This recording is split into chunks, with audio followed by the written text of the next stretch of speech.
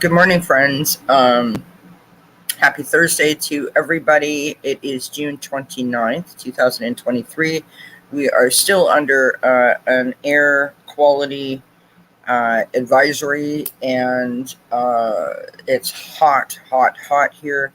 We're expecting thunderstorms today and tomorrow, and there's also a fire ban in effect. And so, unfortunately, I've had to cancel tomorrow night's scheduled Canada Day celebration. And hopefully we can reschedule at another time. And in addition to that, I also forgot to schedule this. So apparently I'm not on top of my game. Good morning, Jaded. Thank you for joining, my friend. That being said, I'm here.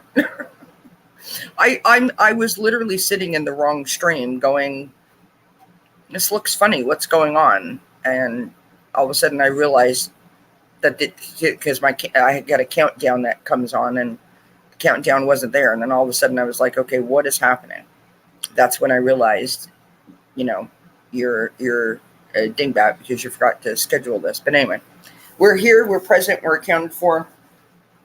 That's what matters. How are you doing, Jaded? Hope you're doing well. So,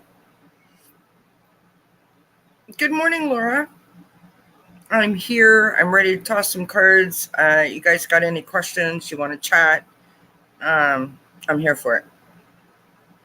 I can't believe I did that. Seriously. And I haven't been able to sleep. For like the last 3 nights, I have had no sleep. I don't know what is going on. I don't know if it's like energy shift or what. Anyways, basically, I'm a hot mess. I'm glad that you're doing well, Jaded. I'm doing fine. I'm just, my sleep is a little off. I'm not sure what that is. I think, honestly, it's like the air quality. So sometimes with my anxiety, when I love the fresh air and I love, having the windows open and stuff, if it gets like too hot or there's like, it rains or it's snowing or something, my anxiety gets a little bit high because I don't have access to fresh air. And so, like yesterday, I had the windows open in the morning, and by the afternoon, I was coughing my brains out because of the stuff from the wildfires is just, it's so bad. So,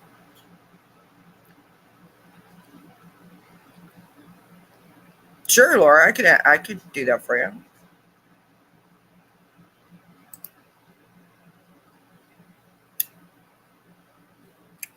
Anywho, I'm otherwise absolutely fine, and I hope that you're both well too. The animals are even acting odd today. I don't know what's up with that. All right, so will Laura's house mortgage go through in the next week?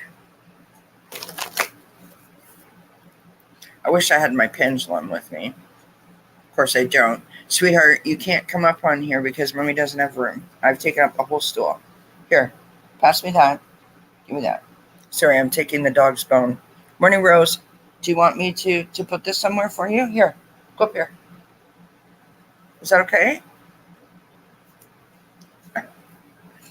She has this bone that we bought her that she absolutely loves, but she doesn't really like play with it. She just wants to hide it all the time. It's kind of weird.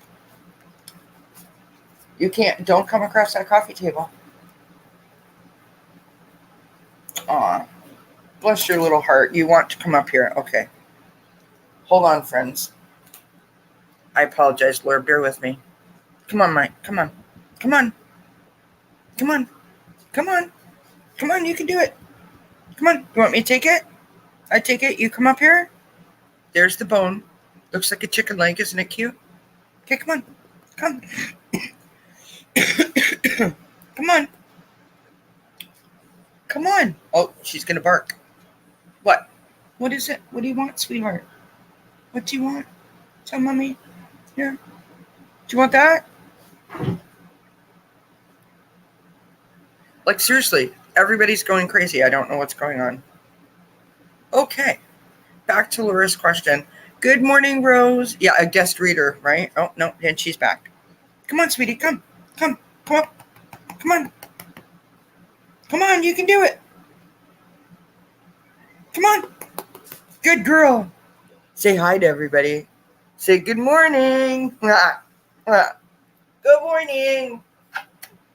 Happy Thursday to everybody. Don't bite. Kisses only. Say hi, everybody. My name is Rosie. Yes, sir, my name is Rosie. Yes.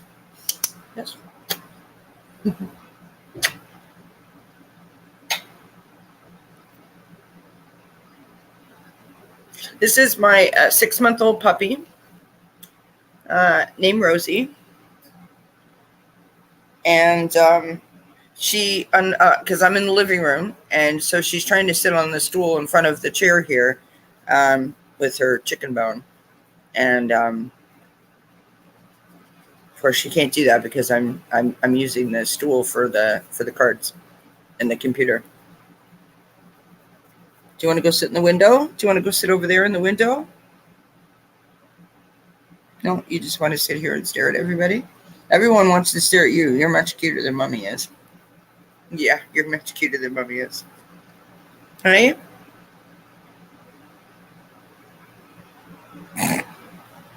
Okay. You sit there.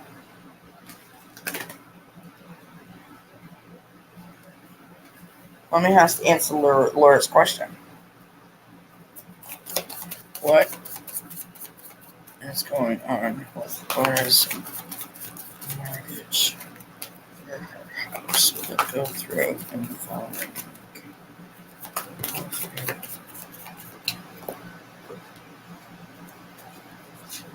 Hey. Don't touch the computer, please. No. Don't touch the computer, friends. I don't know. Some days you cannot. She's literally like sniffing the keys with her nose. And because it's a laptop, she's moving the mouse.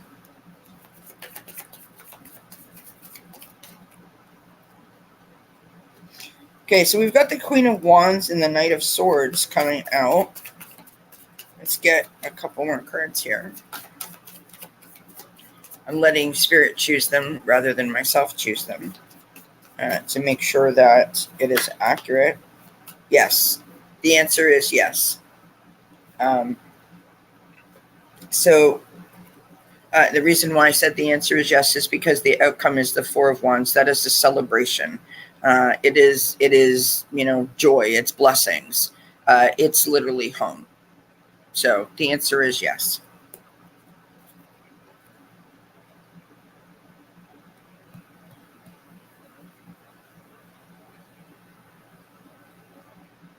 You've what, Rose? You've already watered my shade trees? Nice.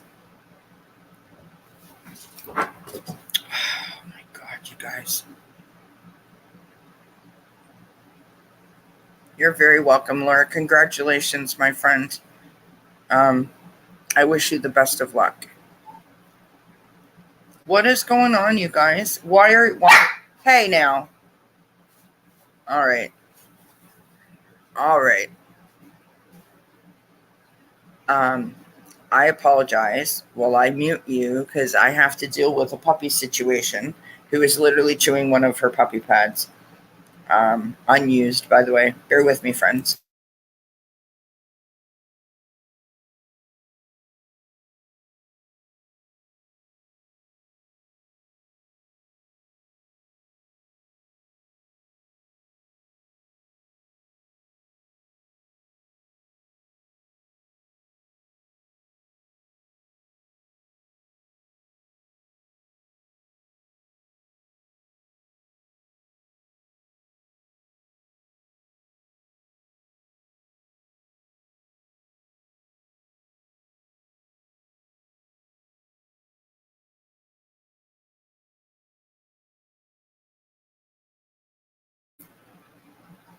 So sorry, friends. What is going on with you? Jesus. What is going on with you today, huh? What is going on here? Should we just sit here and stare at you? Hey, do you want a card? Do you want to do a reading? You want to test your intuition? How about you help mommy? Here, no, oh, look. Help mommy. I'm going to give you some cards to choose, and you can choose the one that you want, okay? Whoop. Okay, so Spirit chose that one for us. So now hold on. Here. Choose one. That one where your nose got it? Okay. Good job, Rosie. These are my color cards, friends. I love these cards. The first card that I chose was the rainbow, which is connect to spirit and nature. And I love these cards because not only are they just beautiful colors and, they sort of perk you up and brighten your day. But there's also, things that remind you of other things when you look at these color cards, if that makes sense. And then the card that Rosie picked is magenta. And magenta says, connect to your deepest inner knowing. Look at you, you little psychic. Hey, tapping into your intuition. I love it. You want her to pull a card for you, Rose? Not a problem. Okay. Rosie. So let me shuffle. Rosie picks a card for Rose. That's how it's going to go. Okay, so that's Mommy's card. No, you stay here. Come here for a second. Good girl. Okay, hold on. Hold the phone, friend. Okay. That one. You're making my cards all soggy. Oh, you want another one? That one? Okay. So, this deck is called Earth Magic. And I got the Summer Solstice and Radiance. I know it's not the same color, but it looks very similar to that flower, the way that it's opening up. Rosie's card that she pulled for you is, the first one is Milky Way and Perspective. And the second one, look at that, Tree and Grounding. So if you're feeling a little out of sorts, maybe you need to do some grounding. Now, you said that you watered your shade trees this morning. So hopefully while you were out there, you allowed yourself the time to touch the bark and so forth. Yeah, they do. They definitely feel the full moon on something is up with them. And because the smog advisory or the weather advisory, because the weather's been so crappy, I haven't really had her out a whole bunch. I don't want her breathing in that stuff, right? And the windows have been shut down. They're not happy about that. So, okay, she's literally just sitting here licking my hand, which is, gross. It's lovely, but not right now. Oh, good times. Good times. You never want to sit with me. You always want to sit in the window. Now all of a sudden you want to be a lapdog. Yeah. Well, she was sleeping fine, and which is lovely. And then I got up and started moving around, getting ready for this, and I disturbed her, and I can't seem to get her to settle since. So. But that's okay. She will settle eventually, won't you, darling? But it's one of those things, right, where it's like a domino effect, right? She's going, the cats are going, she's going. It's one of those things. It's one of those things. So if y'all didn't have a chance, do check out Ben and I did a show yesterday afternoon at 2 p.m. We called it Jukebox Tarot. We had a lot of fun, so check that out. And keep your eye out because we'll be doing that again. My husband's on holidays next week. He wasn't supposed to be. Are you getting down? You want to go sit in the window with Austin?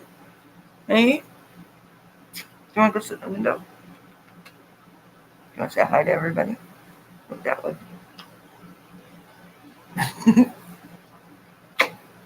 See, I am adorable. And I'm also bored. Are you bored? Okay, are you bored? What's wrong? Are you okay? Do you love me? I love you. She's like, yeah, whatever. Do you want to get down? Do you want to go sit in the window with Austin? No, you're not sure?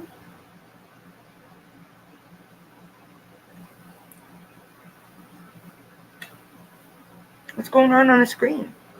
Look at. Yesterday I had the mirror out. She was barking her face off at the mirror. You're stressed. I can feel it. You're okay, baby. Calm down. Honey? You were at the grocery store, Rose?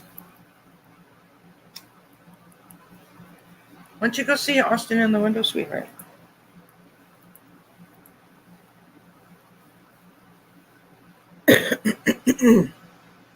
Oh, Rose is giving you a hug. One rose to the other. You want down. She's not sure how to get down. All right, friends, bear with me here for a moment.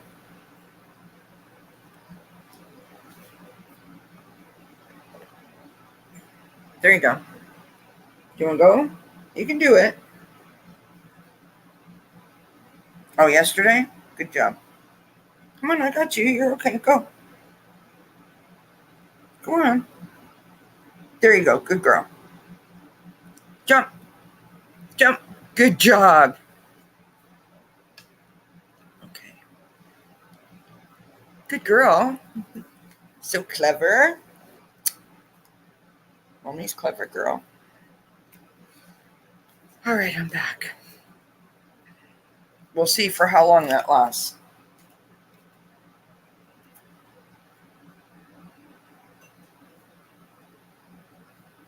Yeah, I just, I don't know. Maybe we should pull some cards and see what's going on. Let's pull some cards on what's happening with this energy shift, because I'm feeling it.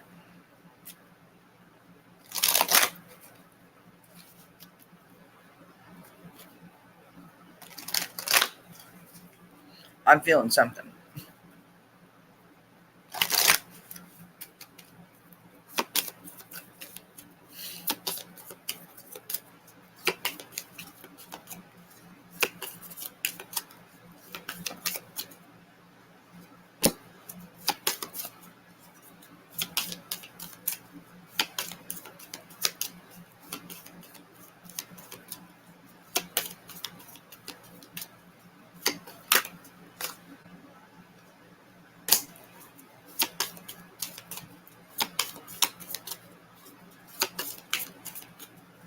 Rosie, no, that's bad.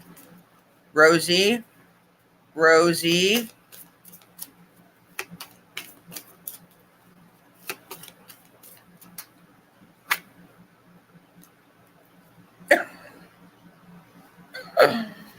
Oh my gosh, you guys.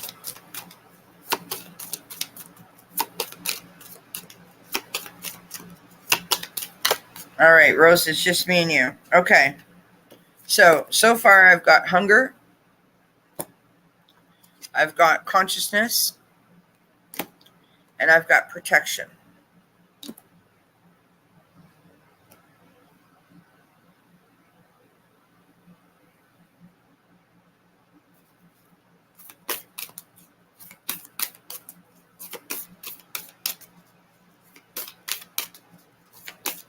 That's on Monday, right? The full moon is on Monday, I think.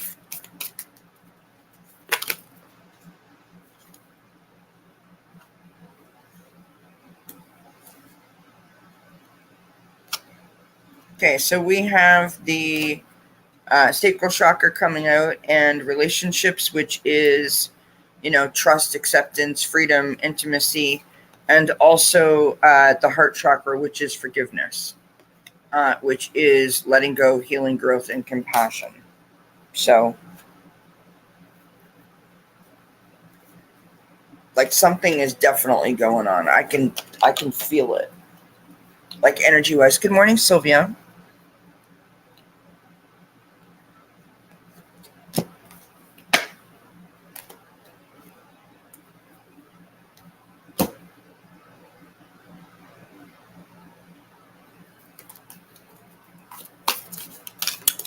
Let's see. This is the this deck here is the intuitive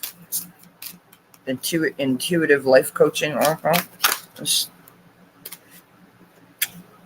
Hibernation. Your soul needs time alone for meditation and rest. So if we're feeling it, then listen to it. In other words, right? Don't resist it if you can. I mean, not all of us have the ability to just lie in bed and have a wee cat nap. But if you have the ability to do so, definitely try to catch up on your sleep. Oh my God, dog, what is your deal? Up, down, up, down, up, down. Poor thing. I can't. I don't really. It upsets me when she's unsettled like this because I don't know if she doesn't feel good or what her deal is. And like I said, she was fine until I moved.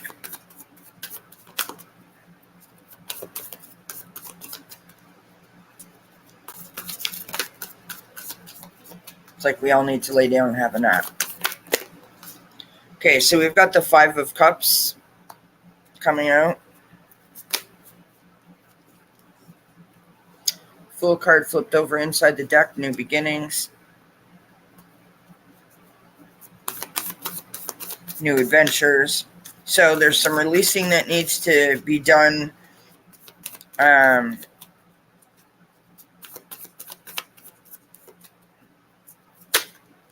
want to say sort of like, what's the word I'm looking for? It's releasing, but it's like checking in with yourself, right? Like you may not feel like you need to release anything, but maybe you just need to have that moment of like sort of contemplation, right? We have the Page of Swords coming out. So Page of Swords is interesting. It's that energy of trying to have all the facts, have all the answers, and a thirst for searching for information, right? Like doing your research. We've got the Six of Cups, so some of us may be stuck in the past, thinking about the past, or it could be someone coming in from the past into our lives. Or maybe with the Five of Cups, you could be thinking about, someone that is no longer here. Maybe you're missing them. It's a birthday or an anniversary or something.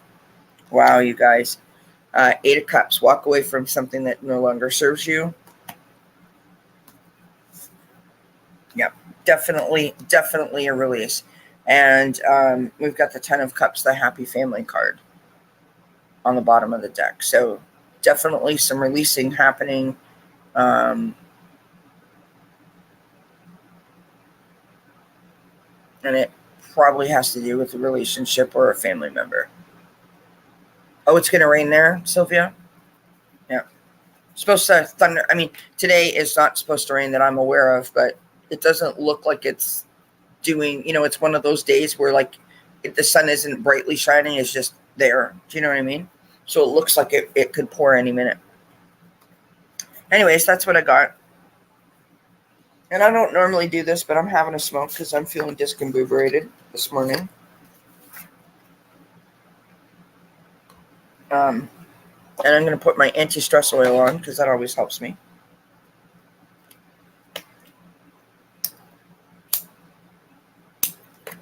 So for those of you that are watching, number one, I showed up. I was sitting in a stream, but I didn't schedule this. I forgot. And I never do that. And so I'm sitting in the other stream, which is for like next Tuesday, going like, where is everybody? And how come my countdown hasn't started yet?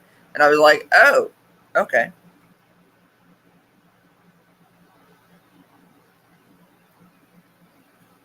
That's cool, Rose.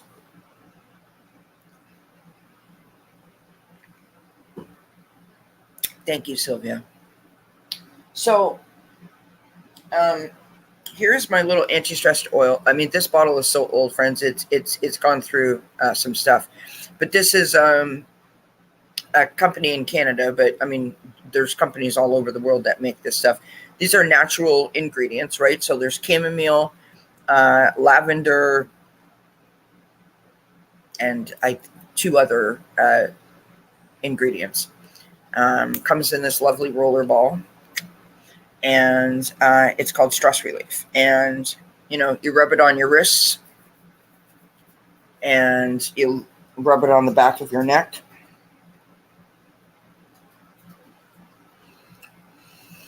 And I always take a sniff for good measure.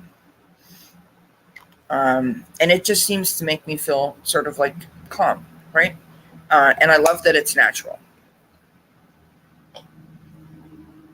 So I do that. I have my amethyst. Oh, cool, Rose. That's nice of you. So when you see your parents, you can cook for them? Absolutely. Good morning, White Wolf. How are you doing? We are here. Good morning, Vivian.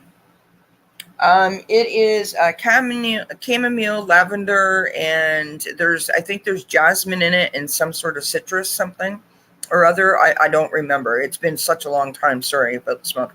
It's been such a long time since I bought it. One of my coworkers was using it, and she said to me, like, it really helps. And I was like, okay, I'll give it a shot. So there you have it. Oh, do you, Sylvia? That's cool. Yeah. I mean, I like it because it's natural, right? And I'm not taking a pill or anything like that. And if it works, it works, right? And if it can calm me down, having the kind of anxiety that I have, then, I think it's a good recommendation is where I'm going with that.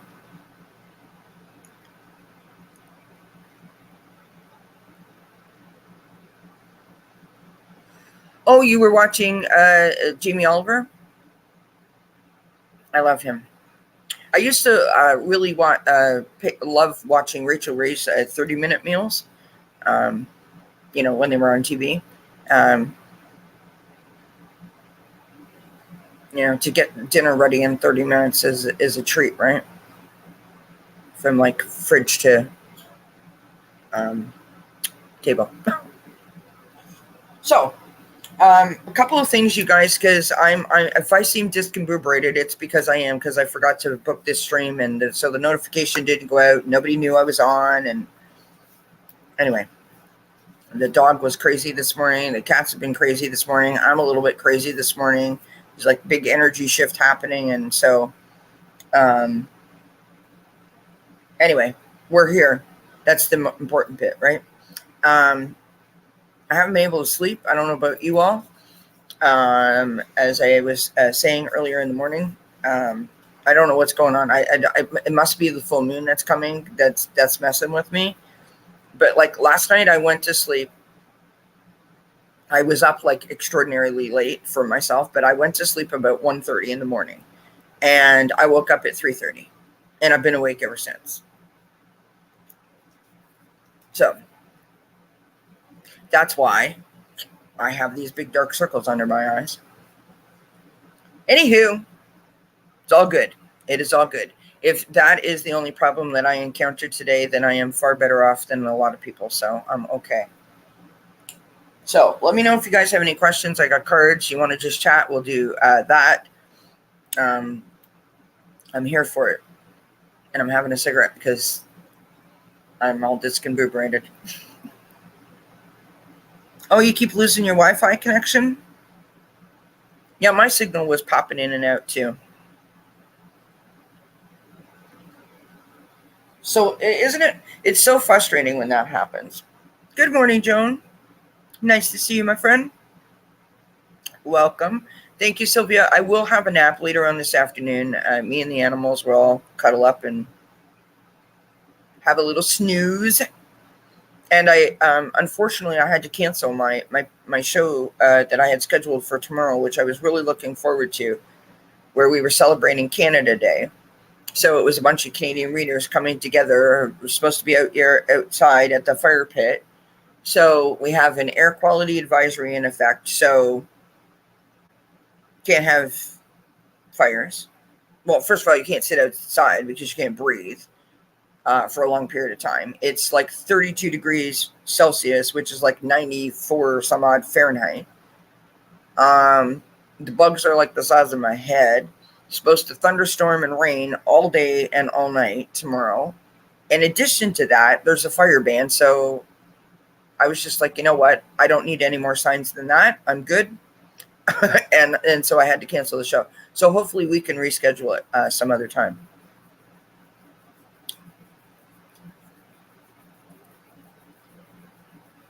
Thanks, Joan. You have that there in Virginia too, White Wolf? Yeah.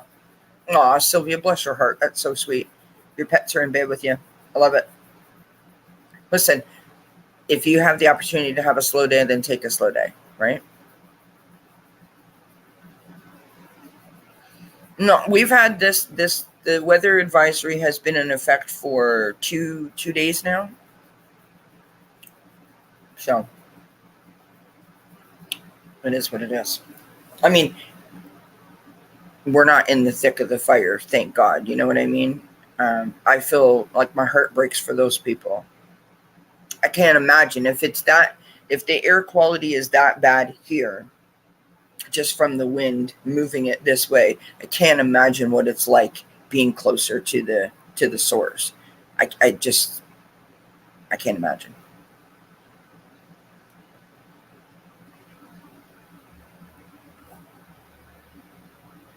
I changed my living room all around. You can see my yellow vase is right there. So I put all my yellow stuff out. You guys want to see a shot of the...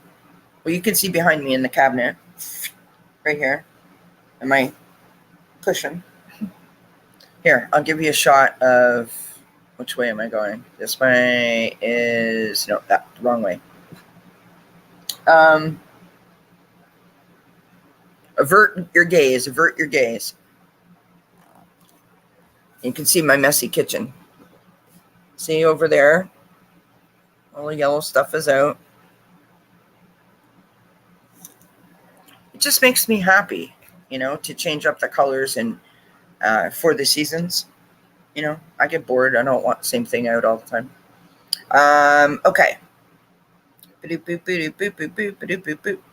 Rose says, I have a question. My niece and her son will visit my parents next week. Should I ask my bro to give her my number, call me after visit, tell me how they are doing physically, or leave it alone? My gut instinct says that you should have to tell your brother to call you and let you know how it's going. That should just happen automatically, I would think. They have to know that you are wondering and that you are, interested.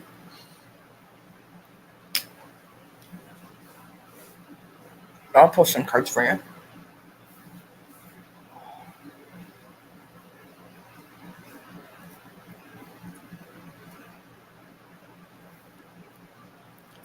Oh, thanks, Sylvia. I can't have flowers in the house because my kitty cats will eat them. So, and I'm allergic to fresh cut flowers, so it's not really like an ideal thing for me to have.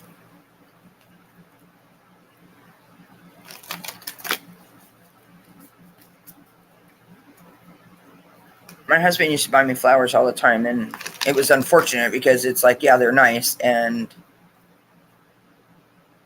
I'd have to like put them up way high and not be able to be anywhere near them. So, but I love flowers. I was out in the garden this morning when I took Rosie out, and I noticed that I bought a rose bush last year, and it's got one rose on it, fully bloomed. It's beautiful. It's like yellowy, pinky, sort of peachy kind of colors.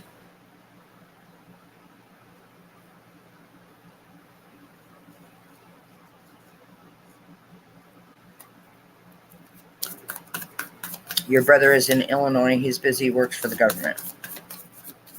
But you get what I'm saying, though, right, Rose? Like, it should go without saying that obviously you want to know how your parents are, like a first-hand account. So,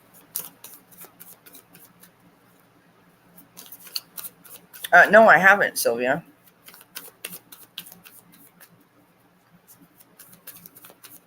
Is it a new video that she just put out?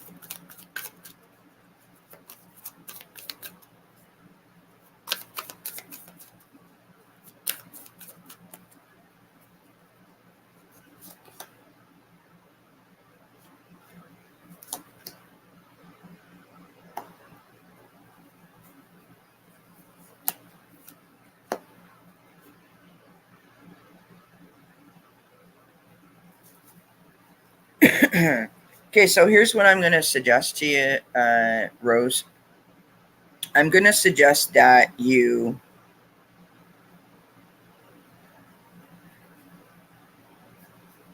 I'm going to suggest that you sort of put like a bug in his ear.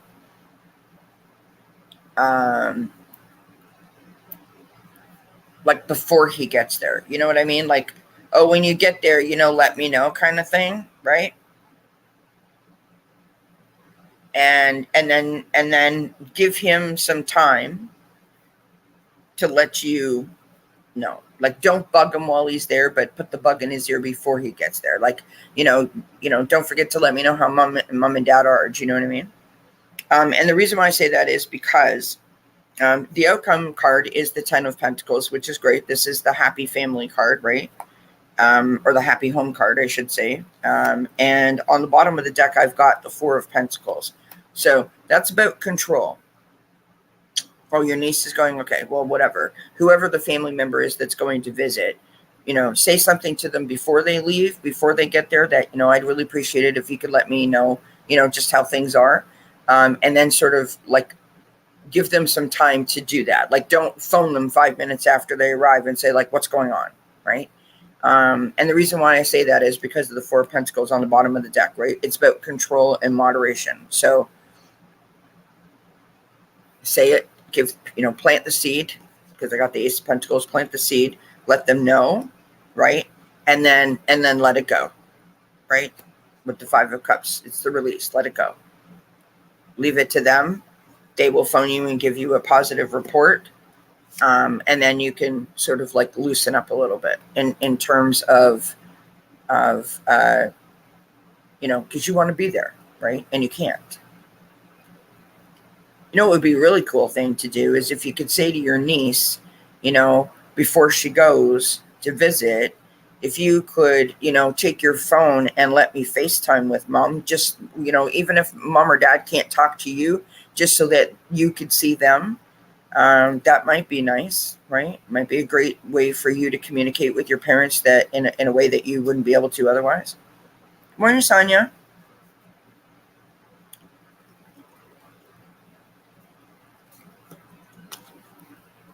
Oh, you're moving, Joan? Well, congratulations. But that's what I got for you, Rose.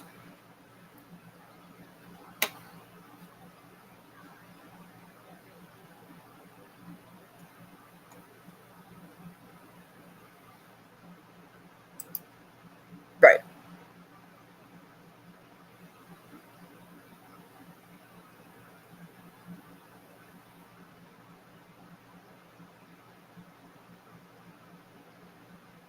Gotcha.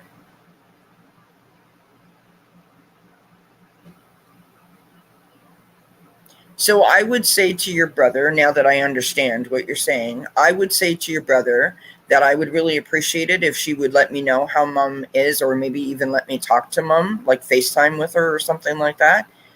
Please make sure that you give her my number and put the ball in your brother's court, right? So you have said what you needed to say, you planted the seed, and now it's up to your brother to be able to pass that message along to your niece. And hopefully they do that. It looks like they're going to. It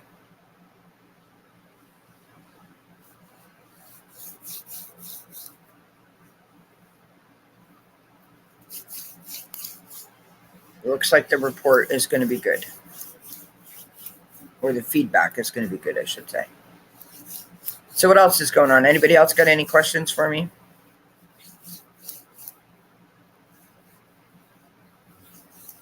Aw. I mean, moving's really stressful, Joan. Hey, we can help you decorate. You want some why don't I've got my I did this once before. I've got my color cards here. So we could literally pull a couple of cards for you. Just some colors to keep in mind to decorate. Want to? What do you think? Oh, you call them twice a week? Oh, that's very sweet.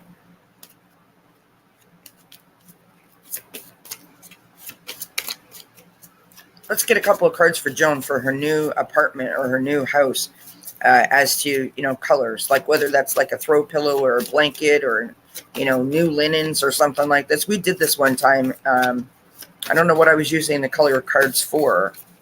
And anyways, we ended up using them as decorating, and we decorated everybody's house with the cards.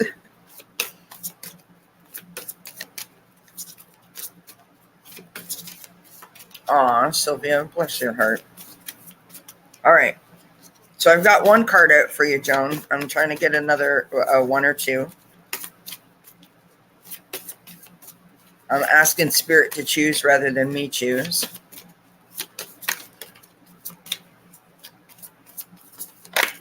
Whoa. Wow. You apparently are... it'd be interesting if you tell me if you like these colors or not, because they're basically the same, in my opinion. So we have aqua, which is experience peace and calm. So this would be like a great color for like a bathroom or a bedroom, or even like if you have like an outdoor space, like some, like a pillow or a rug or something like that, a place where you can really like find, your zen, right? And then we have turquoise. I mean, they're very similar. They're different, but they're very similar, right? They're in that same sort of spa-like feeling kind of color family. And turquoise awakens your empathy, which is interesting. So you would want to use this color, like in terms of decorating, in moderation, because you wouldn't want to like overwhelm yourself. And sometimes when your empathy is amped up, you become really super sensitive to all people and all things. So I would say if this is a color that you like, the turquoise, like you use it sparingly, if you know what I mean, right?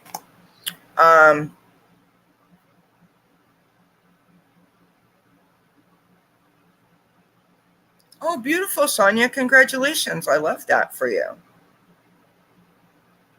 And no problem, my dear. Joan says, yes, I like aqua, considering a beach theme in the basement. Well, there you go, my friend. Those two cards like flew out for you. So, well, not the two of them. One of the aqua card did.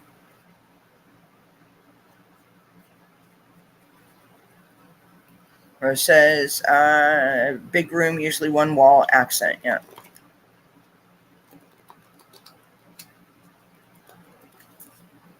Go ahead, Sonia. I'm here for you, love. I've actually not been on that long, but go ahead. I'm happy to help if I can. You know that. Ask away, my dear. Ask away.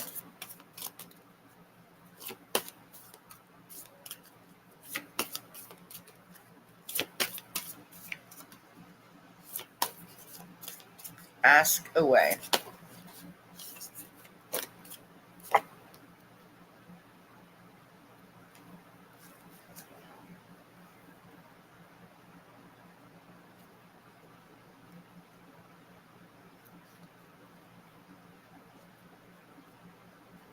Yeah, like a nice creamy color with, like a nice creamy white beige, right?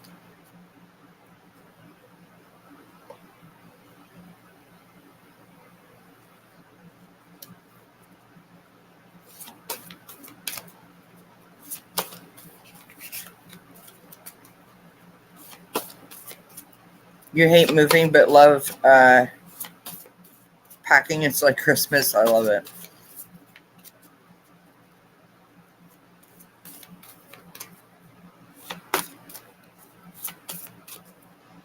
Stick your question in there, Sonia, and we'll get you answered up, love.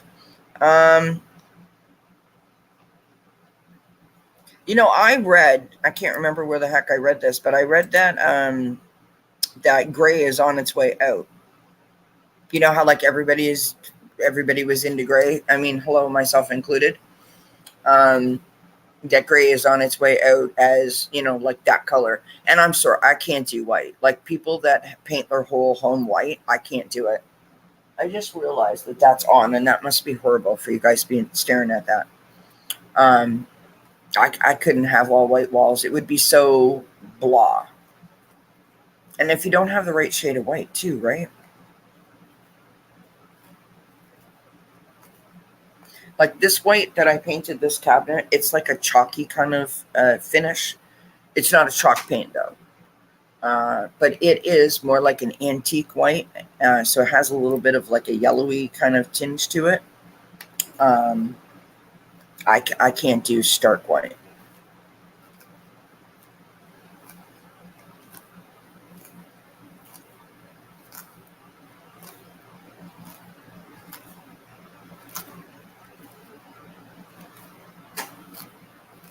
I can't do stark white.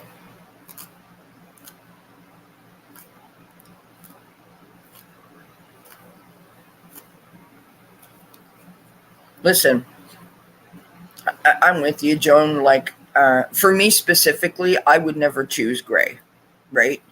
As like, from my whole entire house. What you guys can't really see is that there's a lot of blue in this gray. And my husband has an affinity to beige, all things beige. Like when we go to the paint store, it's like, I like beige. And for years and years and years and years and years and years and years, it was like beige, everywhere, everything. And so when we moved here, I was like, absolutely not, no way, no how, no more beige. So we ended up with gray, which is like, the new beige. But like that was a big step for him. So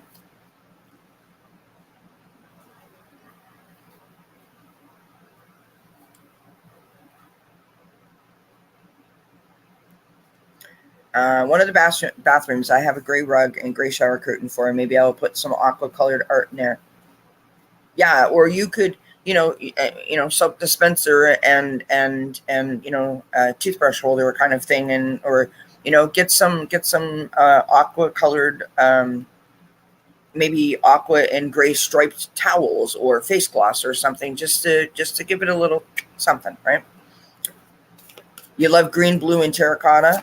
Yeah, that's a nice combination. Okay, so Sonia says, can I get a read on if I'm a healer? Wondering about getting into every aspect of this spiritual life because I think I've been here before and everybody that's right on me feels so good. Aw, sure.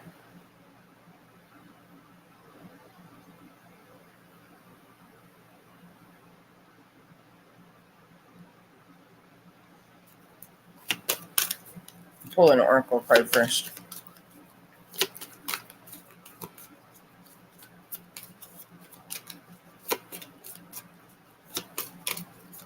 I'm a huge advocate for listening to your gut instinct and listening to your intuition. As most of you know my story, I started this channel and I didn't own any oracle cards or tarot cards. I've never tossed in an oracle card or a tarot card before I had this channel. I never even considered the possibility. I didn't, I'm unlike most of the readers because I didn't, have this when I was 4 years old or, 10 years old. I haven't been, sort of practicing for years and years and years. I only learned tarot like a year ago. And I only started throwing oracle cards when I got my channel. And I didn't even realize what was happening. It was the people in the chat that, like Rose and Joan and that, that were like, excuse me, you're a reader. I didn't, it took me a hot minute to figure it out. The oracle card that I got is happiness. And so I think that what I want to say to you is along the lines that I was going. If that is what your intuition is saying to you, if that's what you feel in your heart, then do some research, play with it a little bit, and test it out. And you will start to understand whether or not that is the right path for you. If that makes sense, what I'm saying. So, for example, if you were learning tarot cards, right? And you weren't sure if you were doing the right thing, watch the news, read, what's trending in terms of like celebrities, and then throw cards on it. And you keep a journal of the cards, and after a while you start to get a vibe. And if you get that vibe and you like the vibe, the energy that's coming with that vibe, then yeah, right? All right, my friend. Enjoy. Hi, Patricia. Good to see you, my friend. Look at Rose totally decorating Joan's bathroom. I love it. Okay.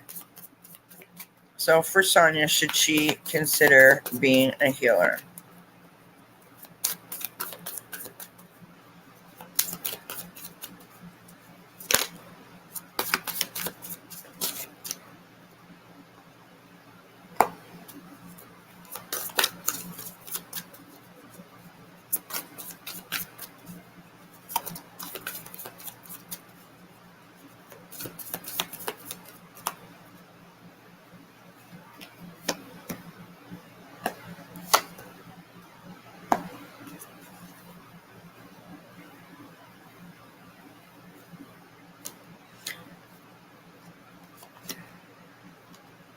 Okay, so the answer is yes, but. So we start out with the Eight of Swords, which is walking away from something that no longer serves you, right? This is a card from the past. So perhaps this is you considering leaving your line of work that you're currently in, or your current career path, right? Because it's just not doing anything for you. Your head is somewhere else, but you are conflicted. And I think the conflict comes from how are you going to make this work? What if I say, yes, I'm going to do this, and then I can't make it work? I can't make any money. I can't make a living. I don't resonate with the people. You get my point, right? And so there's a whole lot of back and forth, like the hamster wheel is spinning in your head. We have the Three of Cups showing up. This is celebration. This is support. This is your soul tribe. It's like lunch with your besties. So count on the people that are closest to you to lift you up, and to support you, and to keep the encouragement sort of going, right? Because you need that. You need that boost, that lift, that support to help you. We all do. As you venture forward into, an uncharted path or an unknown path, right? The outcome is the Queen of Wands. Lovely energy. The Queen of Wands is owning it, right? She is sitting there. She's shining her light brightly, and she shines her light brightest when she can help others shine their light. So in terms of the healing aspect, if you can restore or to accentuate someone's bright light or illumination through healing, then your light will shine as equally bright, right? Now, on the bottom of the deck, just interestingly, we have the Five of Wands. This is conflict. And you also had the Five of Swords. So you are very conflicted about what to do. And so below that, on the bottom of the deck, you've got the Knight of Swords. This is going after what you want, right? Being very strategic about it. So I say, do your due diligence. Make sure that you're very, you're writing a lot of lists. It's well thought out. You've got a business plan, a business proposal. Don't just jump into it. Do you know what I mean? And then I think that if you allow yourself to have a plan that you can follow, that will make you feel better about the transition. But in the meantime, practice a little bit. See how it feels. Try, sort of trying it on for size. That's what I got, Sonia. Thank you for answering the question. Hi, Cheyenne. MBS. Hi, I just sent you an email. Wanted to book a personal tarot reading with you today. I can't check my email while I'm here, but yeah, if I get it, I can respond. I might be able to do it later on today, like around like 6 or 7 o'clock at night. But yeah, thank you very much for reaching out, and I'll definitely take a look at that when I'm done. So, does anyone else have a question? We've got our color cards out. Who else wants decorating? No. Who wants decorating tips? It's not even a joke. I got chakra cards. These are the cards I've got, you guys. I've got my color cards. I've got my chakra cards. I've got some earth cards, some soul cards, and the intuitive life coaching oracle cards. I am tired, Cheyenne, but thank you so much for asking, honey. My energy is my energy is fine. Like, I feel fine, but the energy shift with the full moon, I think, is kind of messing with me a bit. Sylvia, will I walk better soon? Yes, love. Sorry, you did ask me that. All right, so let's find out what's happening here. We're going to pull you a chakra card first, Sylvia.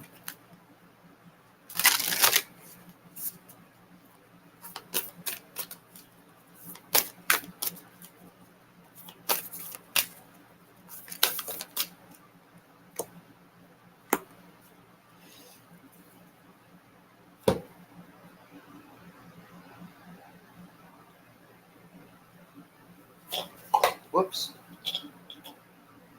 All right, switch tarot decks. Oh no, I'm fine, love. I'm not tired. It's just the energy shift is just making me feel wonky, that's all.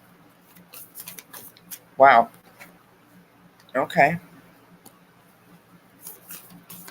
Holy.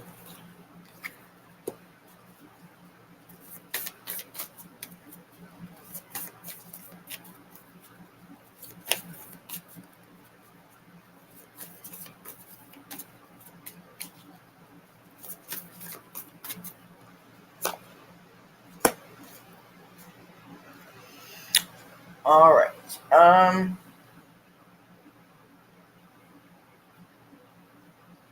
Actually, bear with me one sec.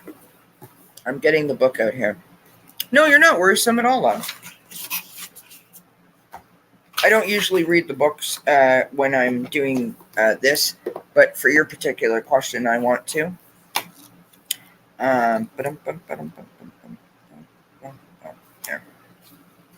Okay, so the first card that I pulled for you, Sylvia, is the heart chakra card. Okay, so I wanted to read some of what it says here about the heart chakra. I'm not reading the whole thing, but I'm reading some of it, right? So the heart chakra is about love. It's about peace. It's about compassion, unity, forgiveness, emotional balance, relationships, and joy.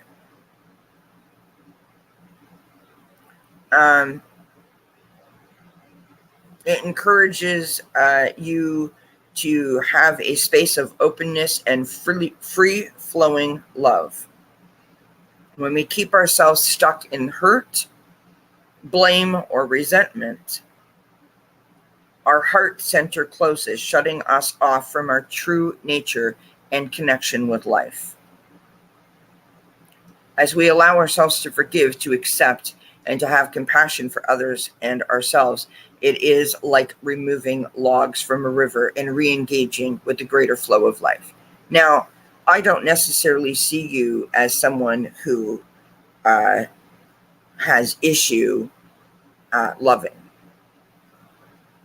But you may have been hurt in the past, and you may be holding on to that.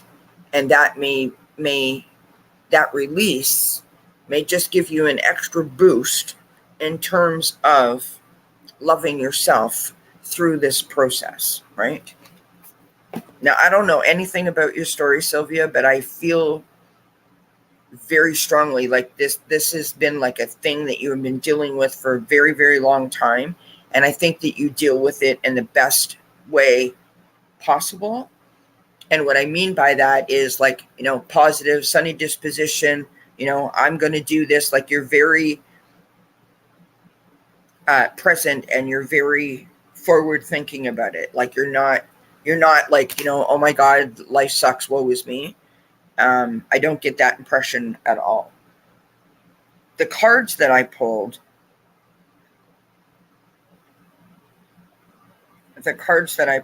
well, here's what, okay, so you say no issues, right? And I'm not trying to tell you that you have issues. That's not what I'm here for.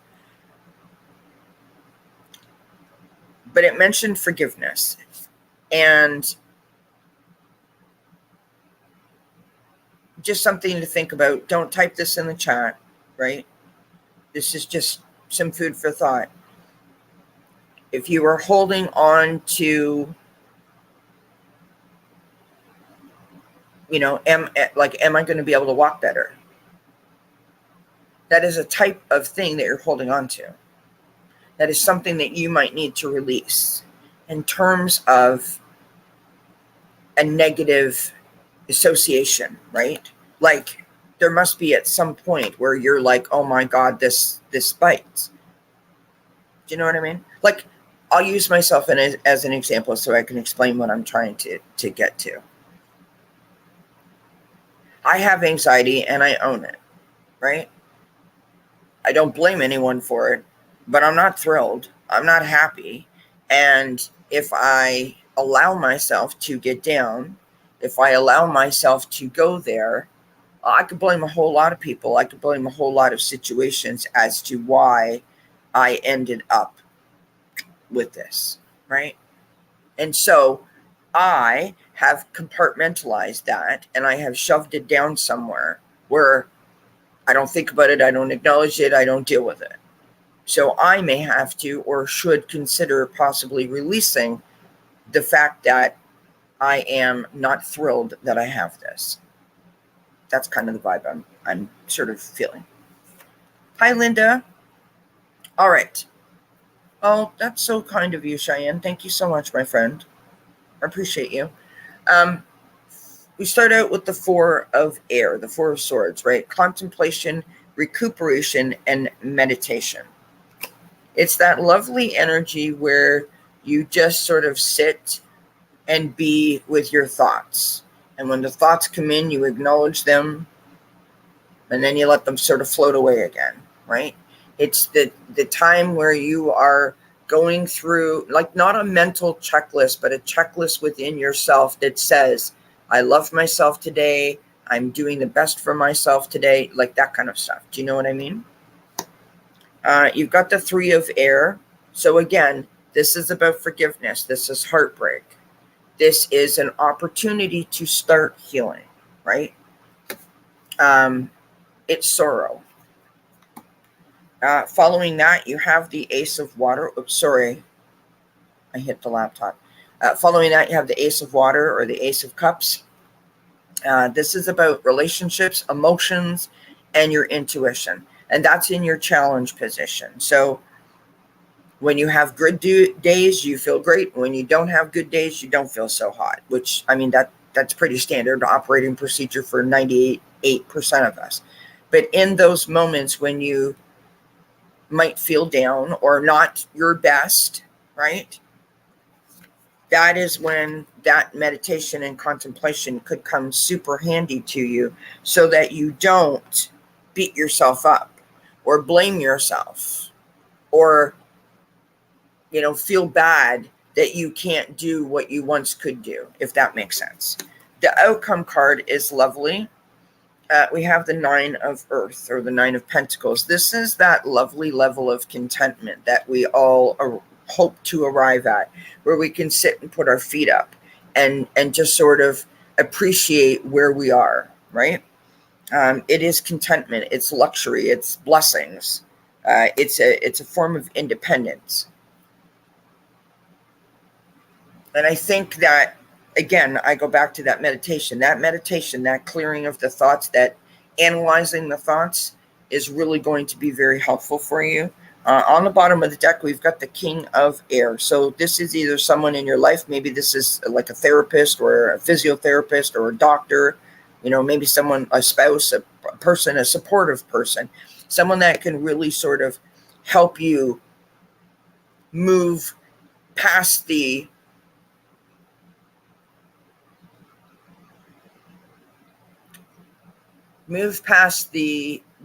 idea that, tomorrow I may not be able to walk better than I could today. And I don't, again, I'm not explaining this right. I know I'm not explaining this right.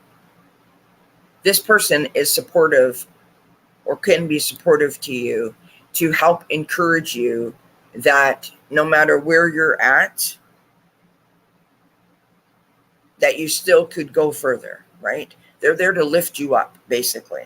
Or this energy is the energy that you need to tap into to help you get to this.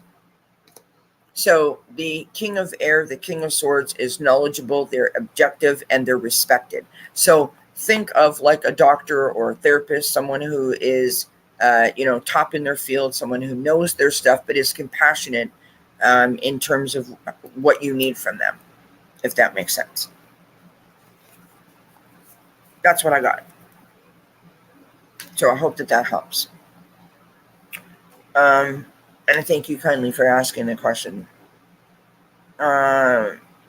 Okay, who else do we have here? Let's see. Hopefully I haven't missed saying hi to anybody. I know a bunch of people have just come in, and I thank you kindly for being here. Please don't forget to hit that almighty thumbs up. Hi, Beck. Hi, Linda. How are you, love? All right. You're very welcome, Sylvia. Okay. So MS, or MBS, sorry. What will my next relationship look like, and when will it happen?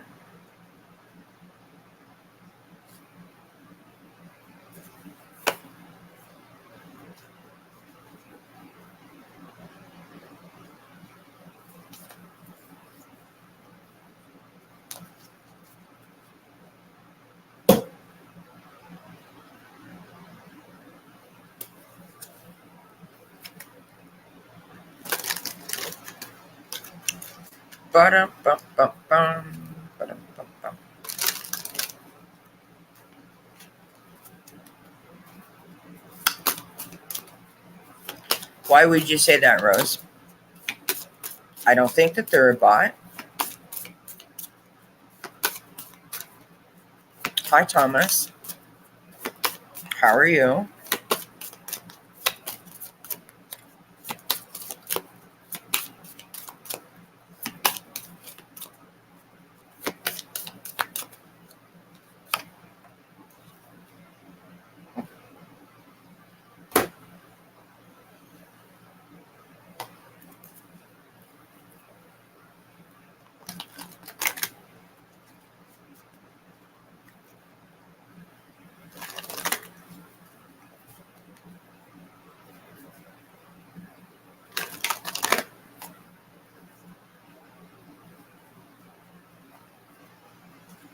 I love that, Linda. Well said, my friend. All right. Let's see what we've got for MBS. In terms of a new relationship, when will it happen? Sorry, I'm shaking the laptop. I apologize. This is the way I'm sitting. All squished over like this.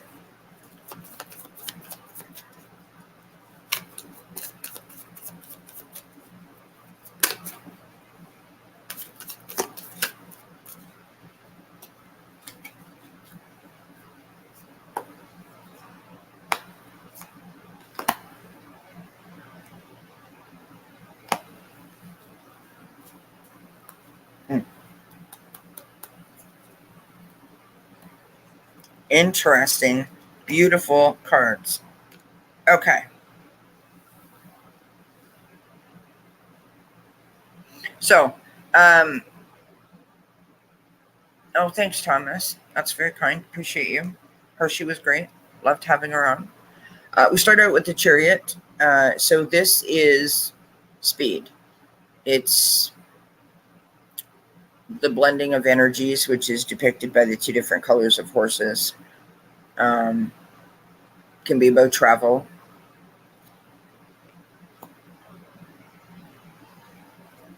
We have the Justice card, which is karma and truth. It is about fairness and things coming back into balance, like your equilibrium is being restored.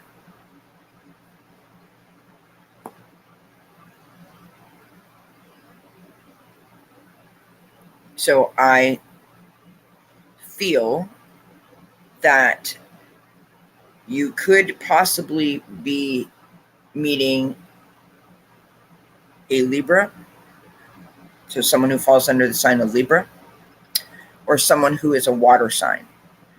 However, I don't know, you might be the water sign. So if you're Cancer, Scorpio, or Pisces, you could be the cup, the water sign.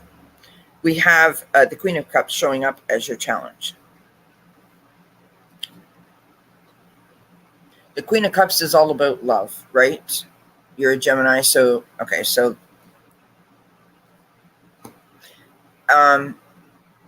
the Queen of Cups is all about love, and she is all about using her intuition. She is about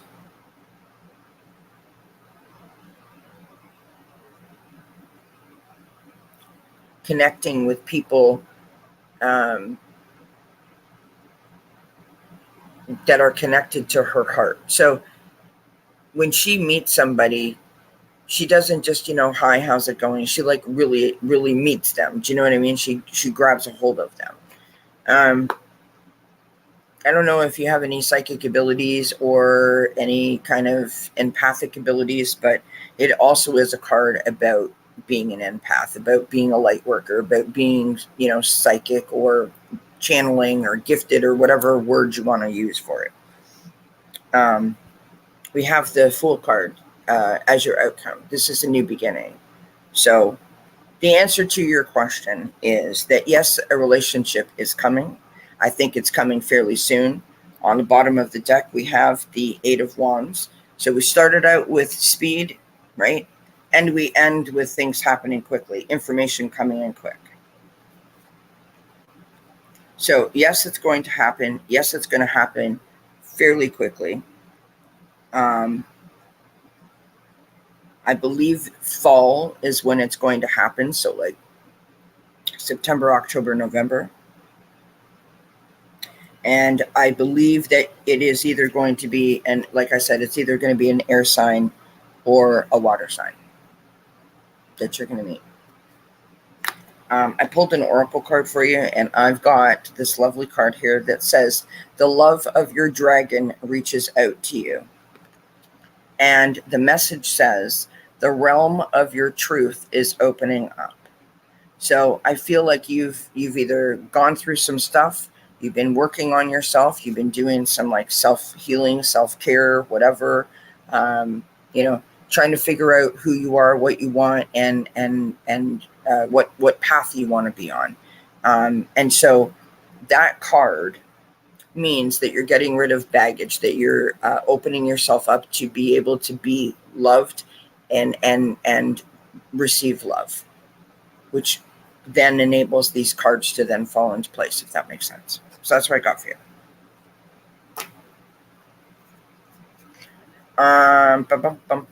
Okay, Rose is gone for her walk. Bye, Rose. Sorry, missed you. Saying goodbye. Beck says, yep, have a great day. Linda says, I will have to go back and watch the replay with Hershey. You had to bug out for a phone call. Gotcha. It's all good. It's all good. I'm hot. Thank you very much, MBS, for coming in today. We appreciate always seeing people and having questions asked in the chat. Absolutely. Yeah, I'll check my email when I get off of here. So, what else can we do, folks? Who else has a question? What do you want to talk about? I've got like another 15 minutes.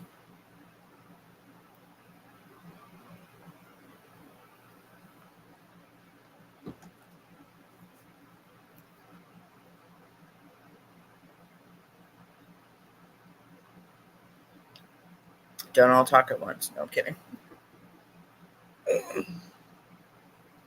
Yeah, so do you guys want to know what's coming up next week? That might be fun. I'm sure nobody cares, but let me check my calendar. So my husband's on holidays next week, which is lovely. I'm looking forward to that. And next Monday. Here we go. Absolutely, Linda. Let me just open up my calendar, love, so I can see what's going on.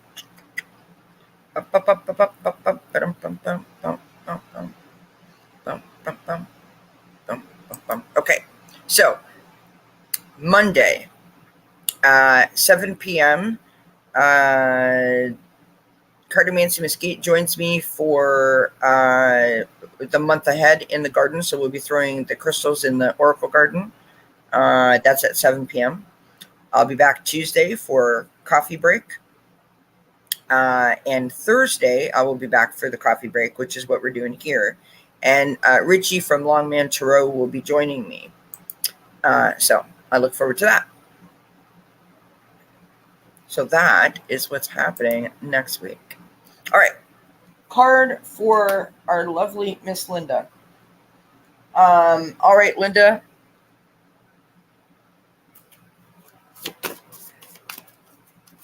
Yes, I'm thrilled that my husband is getting a vacation. He hasn't. Do you know what we were talking about? You know, like when he was going to go or whatever. He hasn't had a full week off, like a week's vacation, since we moved here, which was 4 years ago. Just like, you know, a day here or a couple days there, not a whole week. So.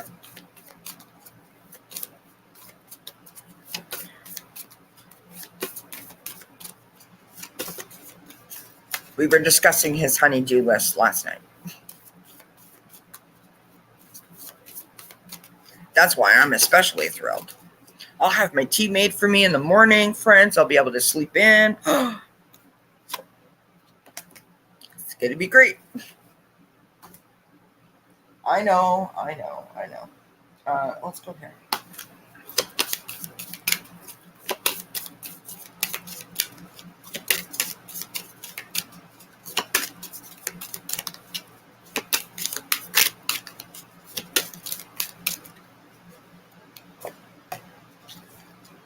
Beautiful.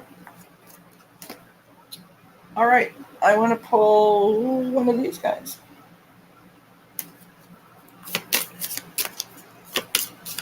Ba-dum-bum.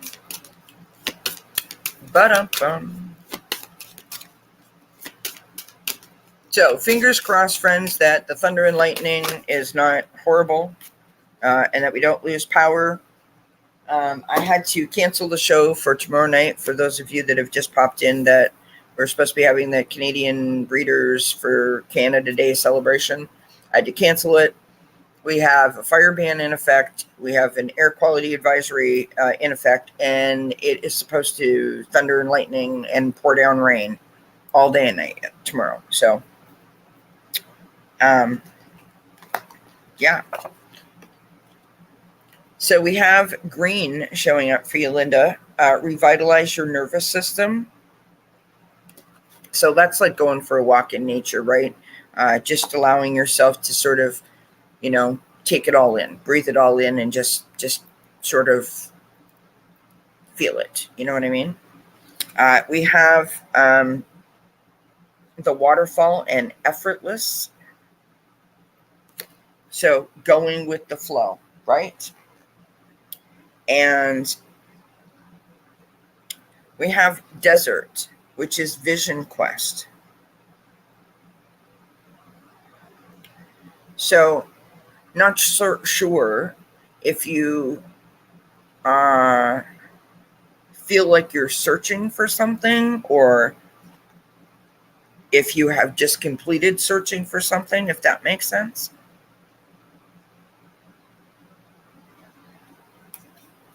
But that's what I got for you.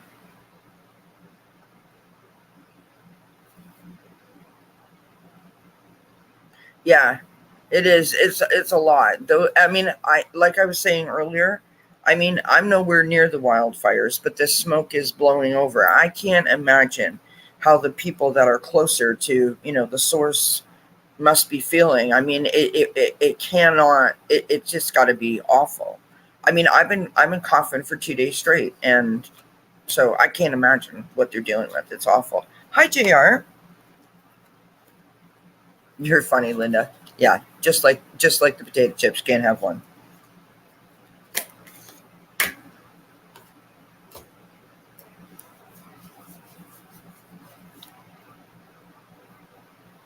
How are you doing, JR? It's good to see you, my friend.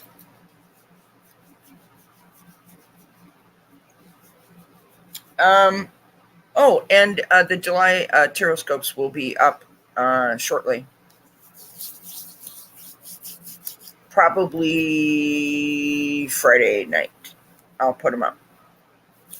And they're done by elements, right? So, like the air signs, the water signs, the. Okay, I have a question. I have a question for you guys. If you would be so kind as to help. I would like to know what you would like to see on the channel. You know, are you interested in, these kind of readings where you just show up and ask any question?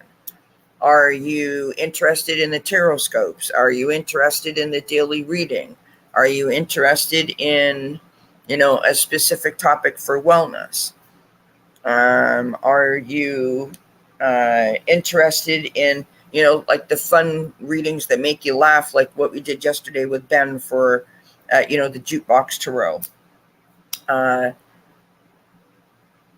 What do you like? I want to be able to provide content for you guys that you're interested in and that you resonate with to the best of my ability. And I don't know that I've really ever asked you guys what it is that you want. I just sort of, try to navigate that myself. And I don't know why I've never asked. So, if you have suggestions, if you have a particular reading, thing that you like say, for example, you really love the Oracle Garden, or, you really love the tarot scopes like I do, let me know, right? Do you like full moon readings, or, do you like it when we do like the theme kind of moving readings, like what we did the other night, the higher self readings, just that kind of stuff, right? Yeah, I really enjoyed that. That was so fun, Thomas. Um, I kind of blew it in the beginning because I was so excited that I forgot to say to people, like, pick a letter between like A and G kind of deal. It would have been easier for Ben and I to navigate the decks. Um, but I had so much fun. And what was a big bonus was that, the readings were actually telling accurate stories, and giving accurate messages. So that made me feel great. Um, More fun and joy along with information. Got it. That's a good suggestion, Linda. I like it. I mix it up so it's never boring. Thank you, Thomas. Appreciate you. Listen, that's a lot of pressure, though. You know what I mean? Like, especially because I've not been reading tarot for, like I don't have 30 years of experience. So, the spreads that I come up with, or the readings that I come up with, and y'all know I got a plethora of ideas, but I don't always know how to execute them. Do you know what I mean? But still, it's good to, get some feedback. Beck says, I like the variety of the show. Really loved yesterday. So much fun. The higher self reading was so great. Thank you. I did that. I've done a couple of them for like the daily reads with the like the higher self reading. I've done that spread a couple of times for the daily reads. And I just sort of thought, you know what? There was one particular day that I did it that I got a lot of really nice comments, and I thought, you know what? Why don't we do this as like a whole show? So I'm glad that you enjoyed it. JR says, I'm doing great. I just came back from a walk in the park. I had an interesting conversation with a stranger. So far, enjoying my day. I love that for you, JR. Nothing makes me happier than to hear that you're doing well. So blessings to you, my friend. Good for you. Good for you. That makes me smile. That makes me smile.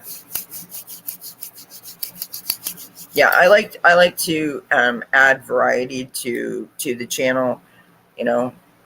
And I'll be perfectly honest, when I first started this channel and I was always talking about, you know, anxiety and mental health issues, it not that it wasn't resonating. People were there and they loved it, but and were very supportive, and I appreciate that, of course. But it became like really hard on me because I was shifting out of it. So to continuously be going into that negative energy and be talking about it, I found like it was like sort of weighing me down. And so I would try to counteract that with these, you know, sort of more fun, shall we call it, types of readings, or topics. So I've kind of always tried to balance that, you know, bounce it back and forth like that. Beck says, it's amazing. You haven't been reading for 30 years. You could have fooled me. Oh, blessings, Beck. Jared says, thank you. Linda says, maybe you can have chatters bring a deck to pull along for learning and entertainment purposes. I love that idea, Linda. I love that idea. When I did the interrogation show, it didn't, like, I thought it was a good show and I thought it resonated, but it I think that it excludes a lot of people. Like, if you're not interested in either learning tarot or how tarot works from a reader's perspective, why do you want to listen to it? But I thought it was, I mean, Spirit told me to do that, so I just followed Spirit's advice and did that, right? I had a vision, and I was like, okay, here's the show. Thank you. But I really like that idea. I like more than anything, no matter what I do on this channel, the thing that makes me the happiest, and I will share this, I don't know if I said this to you guys or not, but the thing that makes me feel like I am in it to win it, that I am giving this my best, is when we are doing what we're doing right now. When I'm having a conversation with you, it's like we're on a big Zoom call, right? I love the interaction that we have. That makes me very happy. It lifts me up. It gives me that extra pep in my step that I need, and I so appreciate all of you, you know, helping navigate that, right? I mean, because you all make it work. So no, I love this seduction, Linda. It's great. JF says, when you started, my anxiety and life was still difficult, and in a time my life has fallen together slowly. So your pace is perfect. Oh, bless your heart, JR. And my friend, kudos to you for the effort and the hard work that you have put in. I mean, from one person to another, I know it's not easy. It is not easy. And you are doing it. And how awesome. Now you're at the stage where you can count the good days instead of the bad days and waiting for the good day to come. Now you can count the good days. And you probably never thought you were ever going to get there. What a blessing, my friend. What a blessing. I'm so happy for you. That's lovely.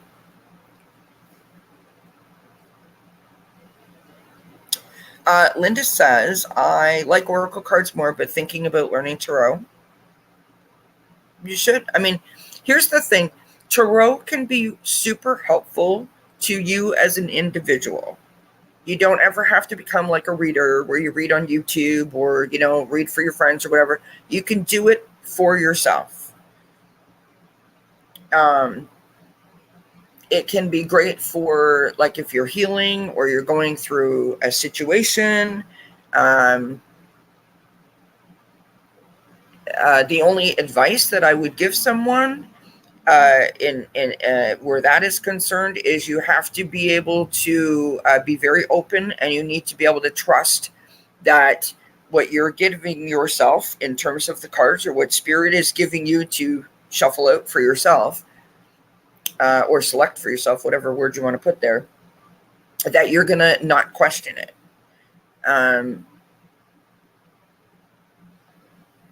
It is an exercise in trusting yourself when you, at least for me, in my personal experience, to throw tarot cards. You really have to trust yourself and just be open. There are no wrong cards. There is no wrong answer. If someone says it doesn't resonate, I still have to do it, right?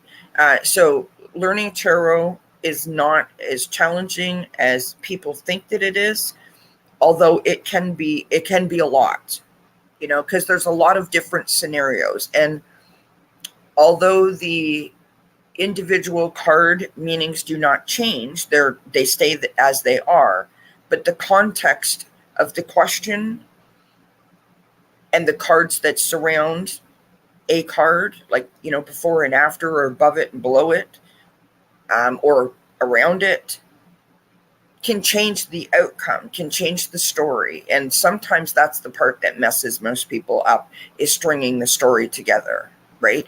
Taking from card 1 to card 4 to card 10, or whatever the case may be. That's most of the problem, is learning to put that together in a cohesive way that people understand. That was my issue with it, as well, right?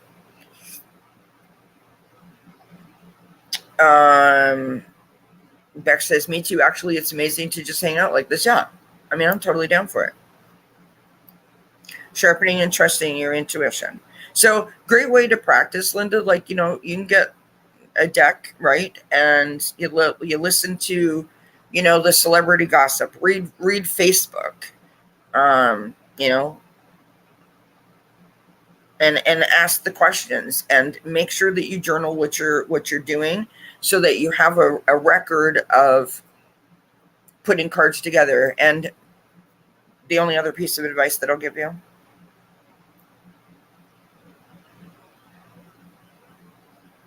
and that is this: don't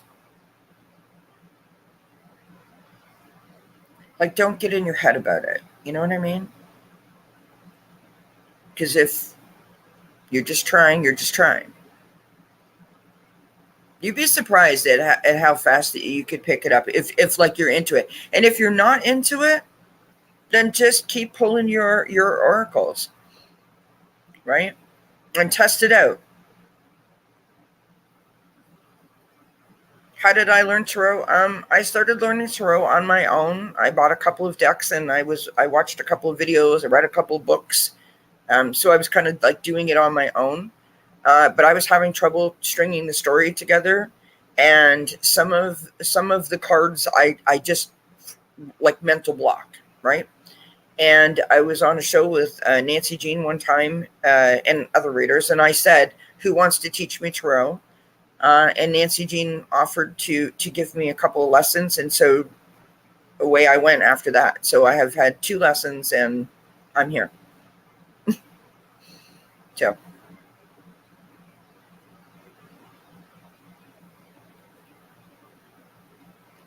But like, again, some people, like, everybody learns differently, right? Some people would learn better from a book. Other people would learn better by actually, working with the cards and doing it like, step by step that way. Other people might be okay with watching a video. Some people may need to take a class to actually have like a person with them, right? There's lots of practice partner things behind the scenes, meaning like, a lot of people have groups on Facebook where they practice with each other. I had a practice partner for a long time. I mean, I still have a practice partner. We don't practice often, but I still have a practice partner. And in the beginning, when I was first learning tarot, we would practice like twice a week, where we would just come with a bunch of questions and throw the cards down, right? And it was really about practicing how to put the story together. Oh, the thing I was going to say not to do is to, when you're learning tarot, don't start with like a 10 card spread, because it like you're setting yourself up doing that. Like that's a lot. It's stressful, right?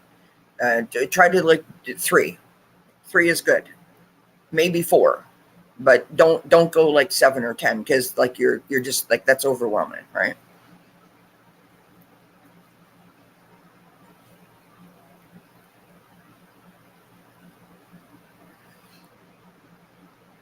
You guys have great questions. I love it.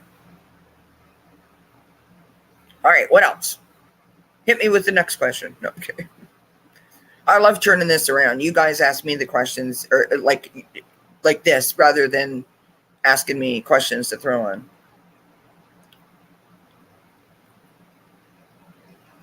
Okay, so I have a question for you guys.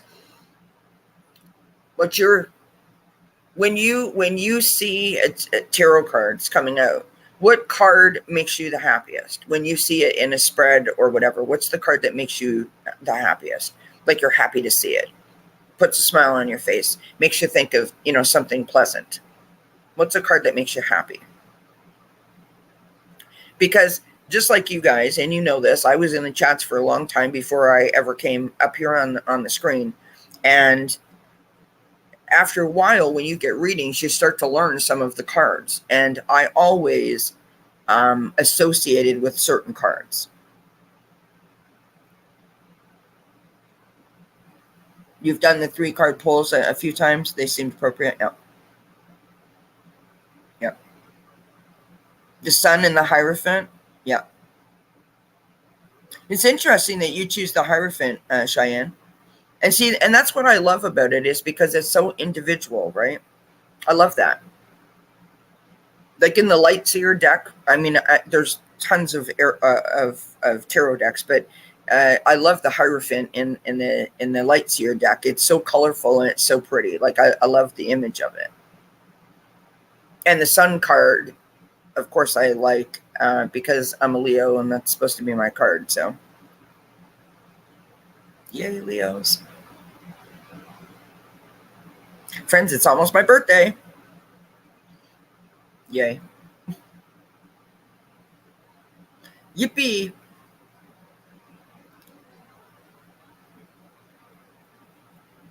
Strength card for Linda, too. Yeah. Beck says, I associate myself with the star, though. Got it when I was 17 in my first reading. That's beautiful, Beck. I love that.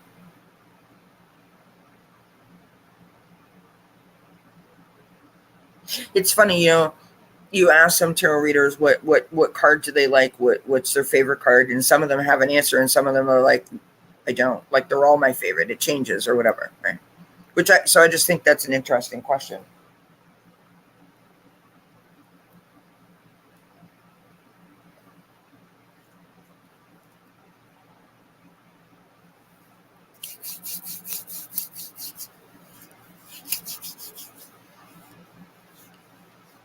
Happy almost birthday. Thank you, my friend. It's not for a while, but we're coming up to the sign.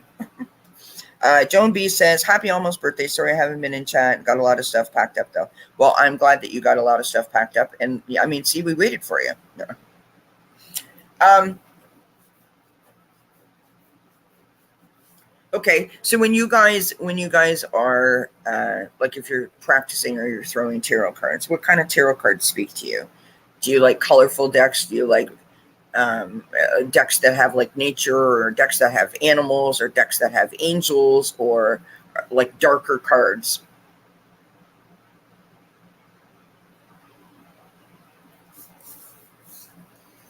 I think I had a tarot reading,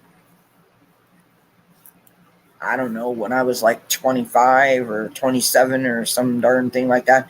We had some kind of like psychic fair thing here, and we went to it, and I got a reading done, and they said I was going to be famous and I was going to write a book. Neither has happened, FYI. I'm famous in my own mind. no good. But that was my earliest experience. So nature and colorful, traditional yet beautiful. You're partial to Marseille and collage decks. The artwork and the colors, yeah. I mean, you guys know me well enough by now to know what kind of decks I gravitate towards. I like decks that are colorful, and what I mean by that is that they're happy, right? That they're more positive imagery and more positive colors. Um, I like anything that's nature, and anything that is like animals. Um, but I'm also,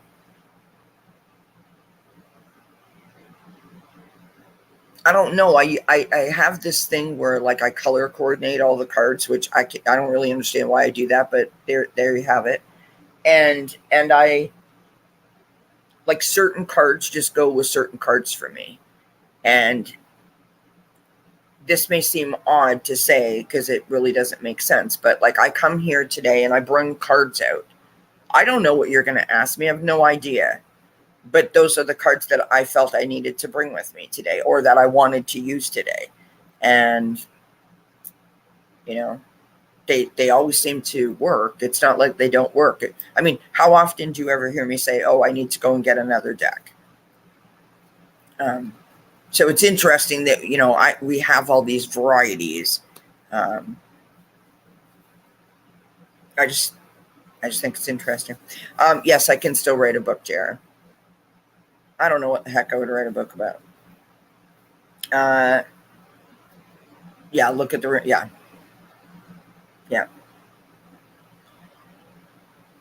Yes, this is my yellow for summer.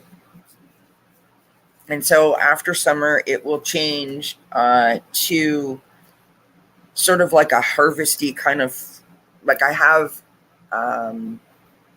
like a floral print that's like a cornflower blue and like a sort of like a rusty color, like a terracotta rusty color, and like a darker green, like an olive green. I think there's a bit of gold in it. So it'll change very temporarily for that. And then when we get into like actual fall,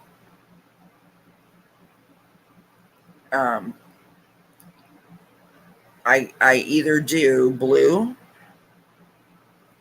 or I do like gray and white and black and that kind of stuff. And then for the holidays, it's like red, you know, green, like the traditional colors.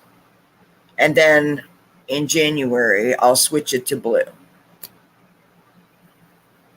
And then we will repeat the cycle. And then in the springtime, for a short period of time, we'll have like the cherry blossom kind of colors. So like light pinky, you know, burgundy, purpley kind of, you know, those kind of colors.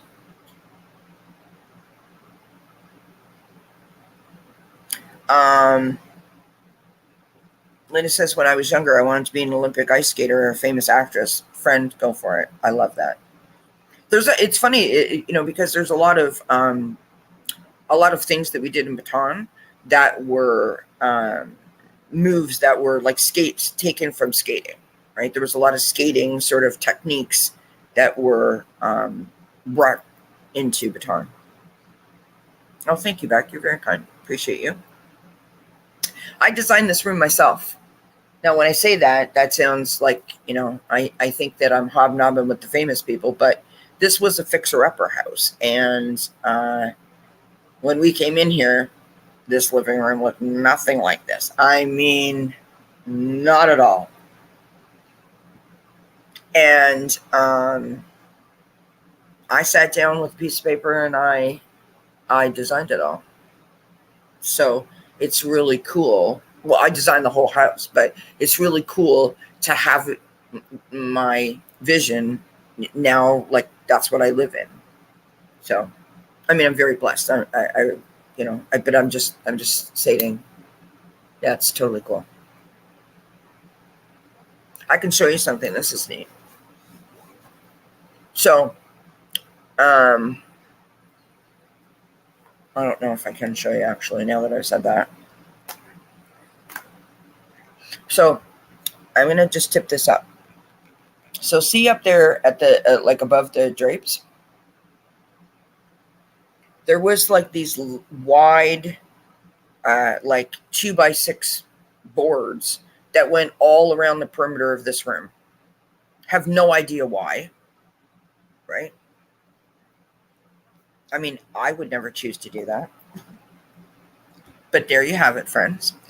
And so my husband doesn't go away very often for business, but he had to, they go like once every 2 years for this, like, business retreat thing. And so he was away and I got to work. I took it all down. And this is what we did with it.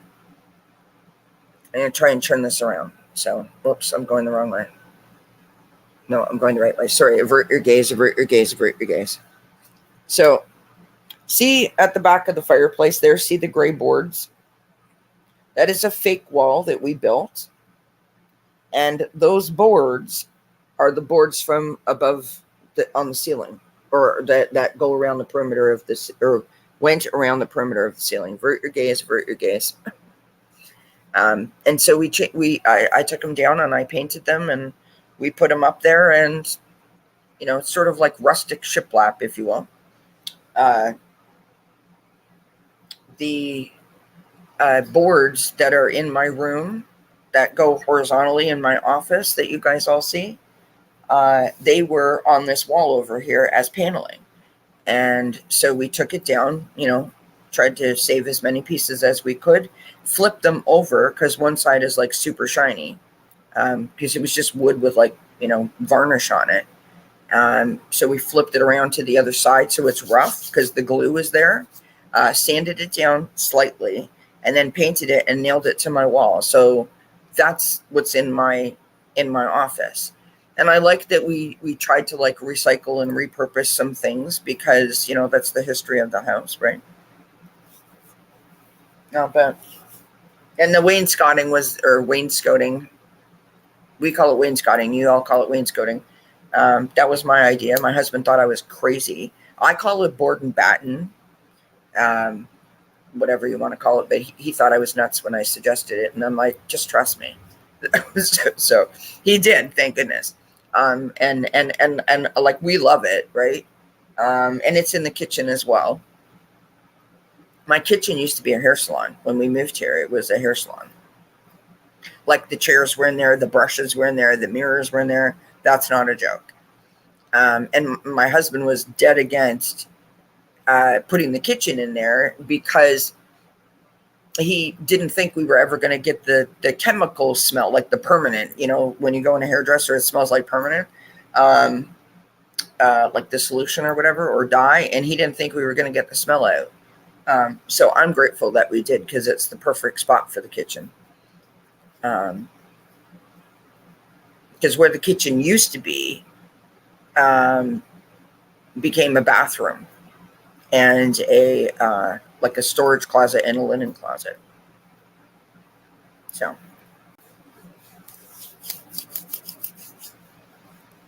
yeah, this room used to be hospital green and hospital peach with a whole lot of wood and like a commercial grade tile floor. It was a lot. It was a lot. It was a lot. And we did like 85% of the work ourselves, which, always makes you feel good. So, yeah. Yeah, it was a hair salon. It was fun. It was interesting, I'll say that. I refinished this cabinet. This is my husband's grandparents gave that to him. So I refinished that lovely cabinet.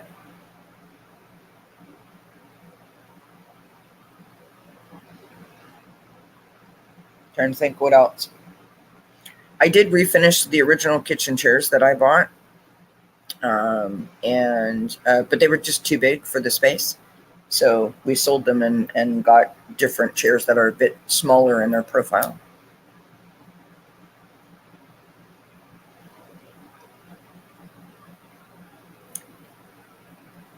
The house is a disaster area. It's like so messy as I look around. That's okay. The hubby's off next week, right? So we can do lots of cleaning. And that's a good thing because we need it. We need to do some cleaning. You know how like things just get like out of control? You know what I mean? Like the stuff that you don't do every day. Like my husband just was kind enough to clean the area up, with a carpet cleaner. So I appreciated that. We just washed. This stuff is like the IKEA cushion, like the IKEA couch and chairs. So you can like take the slip covers off and wash them. And we just washed the whole couch and that chair. But we have to do this chair and the stool. It actually wasn't like I thought it was going to be, like a lot. It wasn't as bad as I thought it was going to be. If you look up close, it's not the greatest job in the world, I'll be honest. But my husband was not a fan. I mean, because it was his grandparents and, he liked it a certain way and he didn't really want it messed with. And I totally respect that. But we were moving and I was like, listen, it's either going in storage or I'm painting it. And I think that he didn't want to like have to move it to storage. So he was like, fine, just whatever. So I painted it. And then he was like, I totally love it. So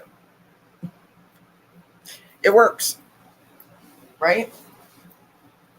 It works, friends. It works. All right. What else can we talk about? My favorite thing that I have, there's lots of beautiful things that I have in my house, and I'm very grateful. But like my favorite thing is my little desk over there, which it was my mom's, and my antique phone. It's ridiculous. It's off of Amazon, but I love it. My corner cabinet that I have, mostly because it holds all my favorite things. Like there's nothing on that corner cabinet and there's nothing in here that doesn't mean something to me. And I love that, right? I love having my familiar stuff around me. It makes me feel comforted. It makes me feel grounded. It makes me feel safe. When we moved here, like we don't know anybody, like we don't know anyone that lives here. All of our friends and family are, where we used to live. And so having these things around me just makes me feel more comfortable, right? It was just like, sort of like crap wood veneer. Cheyenne says, how long have you had a channel, Kelly? What made you decide to start one? Also, the house is beautiful. You've done a wonderful job. Thank you, my friend. So I didn't know that I wanted to start a channel. It's not a long story, but it's a crazy story. So, Lisa Smith, who is Spirit Intuitive, used to have a channel with Strawberry Rhubarb. They were the Nasty Women Tarot. And I used to go there quite frequently as a chatter, like you guys are. And I would be in the chat. And this one particular night, it was her birthday. And she was inviting people out of the chat up onto the screen to join other readers that were on there and just, say hi or whatever. And this isn't a joke. It was like 8 o'clock, 9 o'clock, and I was in my pajamas. My hair was like a hot mess.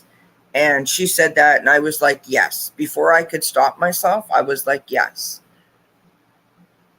My hair looked like a Boston fern. You guys get the drift, right? Anyways, I went up on the screen, and I really wanted to say thank you. I wanted to say thank you to them, the readers, and the people in the chat, because I literally feel like they saved my life. They made me feel supported and loved and accepted, and there was no judgment. And so I went up there and I said my bit, and Allie from Heart and Soul Connected seen that and reached out to me and invited me on her channel. She was doing a series called resilience in a time of fascism and plague. And so that was about navigating the pandemic, right? And so I went up on her channel and I was telling my story because she thought that people would benefit from hearing it. And so it was about me, dealing with my grief, my anxiety diagnosis, and also the fact that I don't leave my home, and all of that journey. And while I was talking and people were asking questions, people kept saying, you need to start a channel, this is an important message, so on and so forth.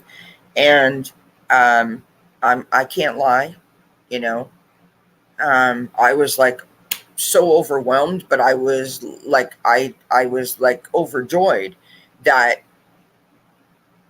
if nothing came of this horrible last 10 years of my life, or 9.5 years of my life at that point,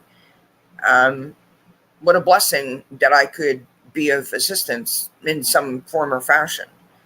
And so in that moment, on that show, without having any thought whatsoever, I was like, you know what? I'm totally going to do it.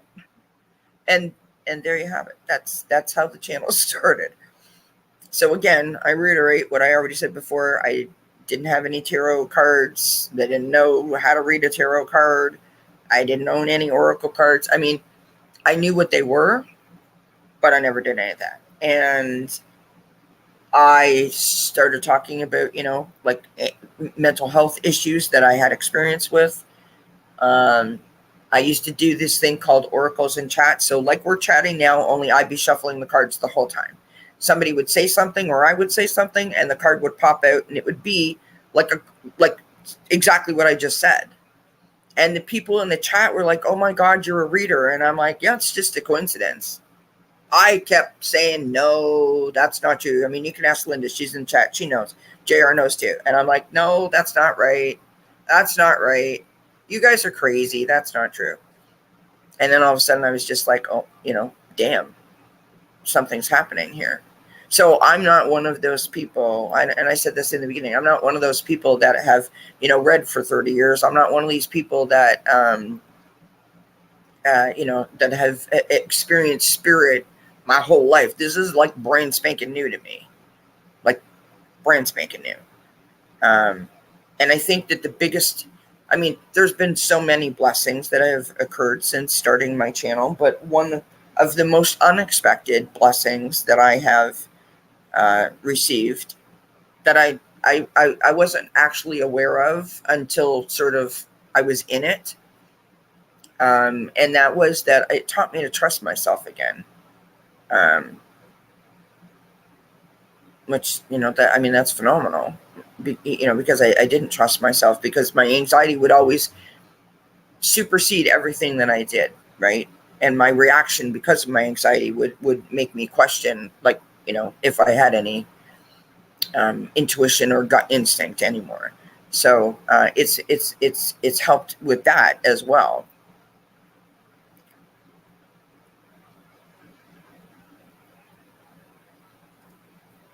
Thank you, Cheyenne. You're very kind, my friend. Blessings to you. And thank you, Beck. You guys are awesome. And thank you, Linda. That means so much to me. I so appreciate all of your kind words. Hi, Farida. How are you, my friend? Blessings. Do I remember the moment? There was a significant, there was many significant moments, but one moment in particular stands out in my mind because, and this is just me talking, right? Just me, my personal opinion. When you are reading, so I'm reading cards, but with a medium who just gets messages from spirit, like a Linda G or a Susan Lynn or Sun Psychic Jean, it is a very different experience than reading with another card reader. Again, that's just my take, right? And so I was reading with Terry Lee, Pure Visionary, psychic medium, on my channel. And someone had popped into the chat at near the end and said, could they have a card? And I started pulling cards, and she was channeling, and she said something about a rainbow. Terry Lee did. She said something about a rainbow.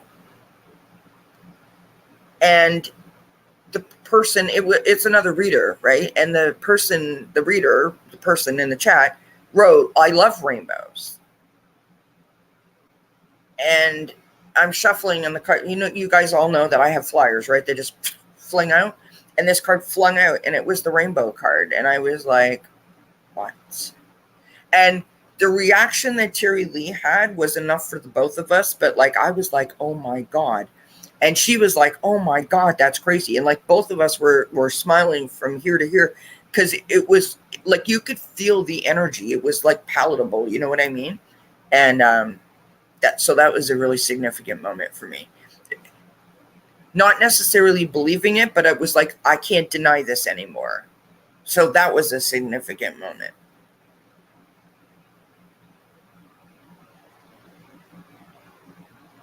Yes, absolutely. Ask a question. Go for it.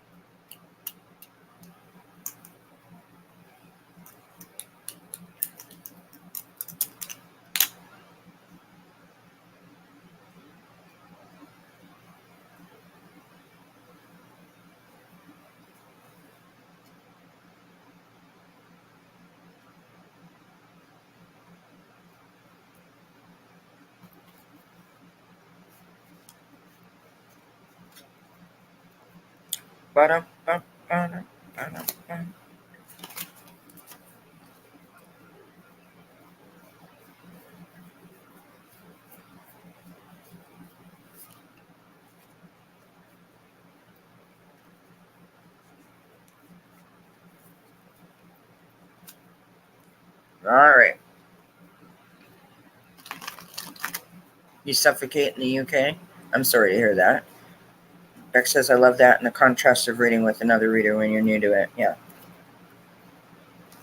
It's a lot of energy when sometimes when you read with a medium, and also there's different people that you read with that you just you're on the same energetic sort of grid, if you will, and you really sort of vibe with that person.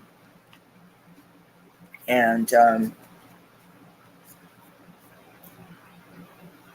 then there's other there's specific nights where you're just like, you're really in it to win it. Like you're just on, and it depends on so many different factors, but that sometimes it's just the way that you ask the question.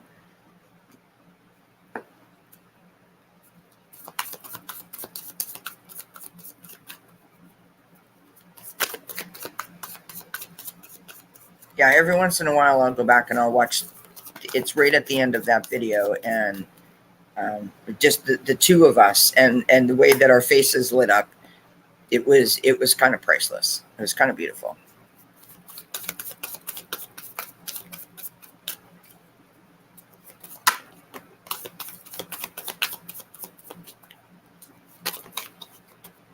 Okay, so I don't have my pendulum, so I can't tell you, Frida, if you're going to Seattle specifically. But I can definitely tell you that you're going to be traveling. I've got travel.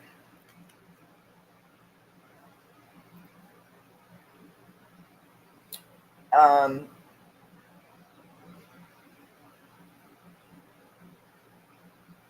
just pulling a couple other cards here. Born bred in the UK. When I go holiday, my mental gets Aw, bless your hearts. I have done that before, Beck. I have channeled a few things, and that blows my mind. Okay.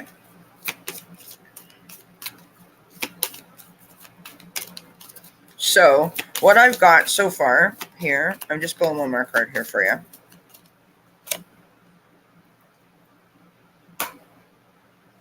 Okay, so what I've got so far here, Frida, is we've got the Six of Swords coming out, right? So this is, you're in stormy waters, like a little bit of chaos, right? Things aren't going smoothly, but you're starting to move towards a safer shore, a more calmer shoreline, if you will. So basically, if you've been having a difficult time, this would have been in the past. You're starting to move away from that, right? We have the Knight of Cups showing up. So either this is a new person that's in your life, or it is the idea of being open to love, being in love with yourself. It could also be talking about like lots of things. It could be talking about creativity.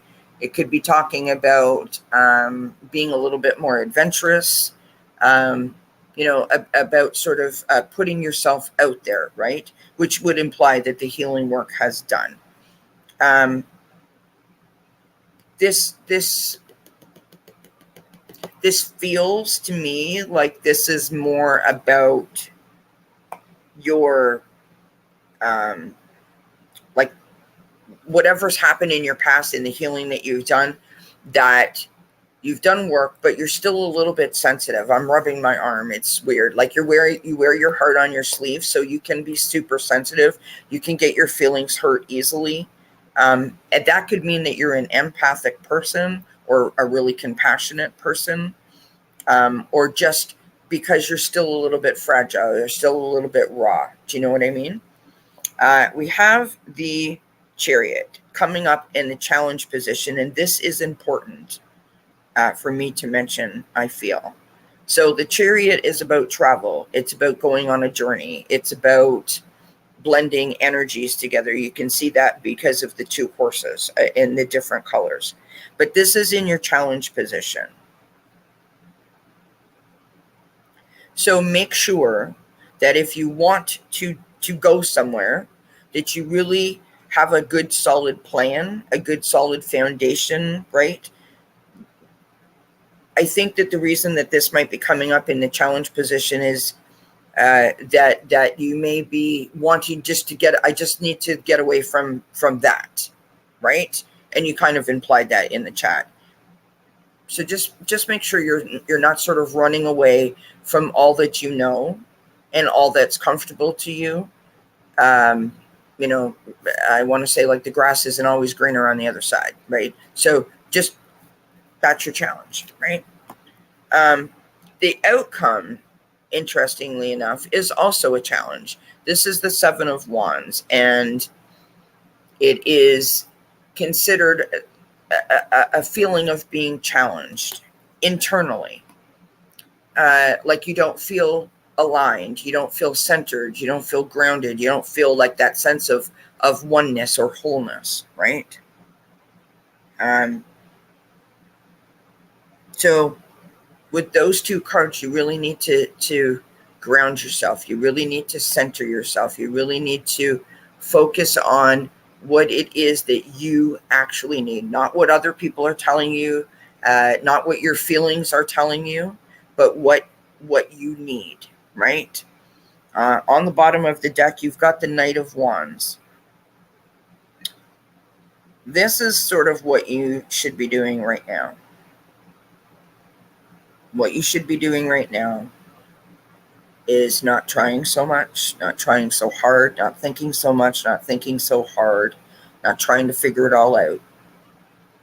This is about letting your hair down a little bit. This is about having some fun. It's about being a little bit spontaneous, sort of going to the beat of your own drum.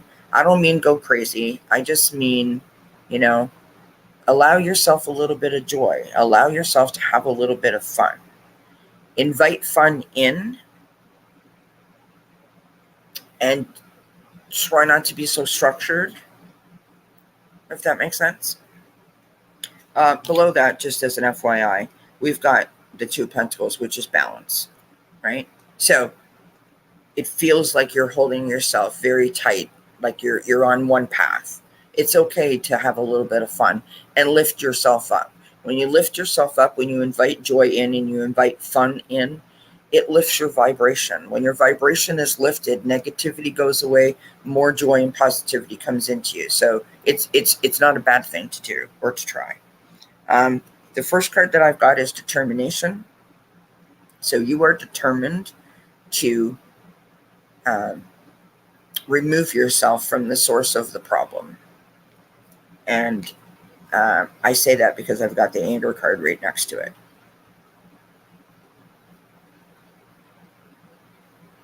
So I think that you are going to be presented an opportunity where you could leave, but when that opportunity is presented, I don't know that you're going to go for it.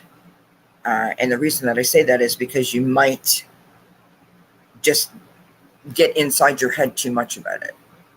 And that's why you have those two challenge cards coming out, right?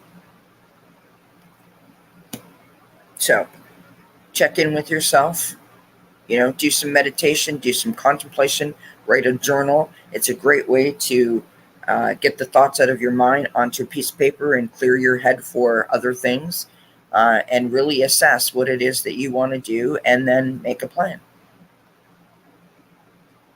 So that's what I got. So I hope that helps. Hope it resonates. Hope it makes sense.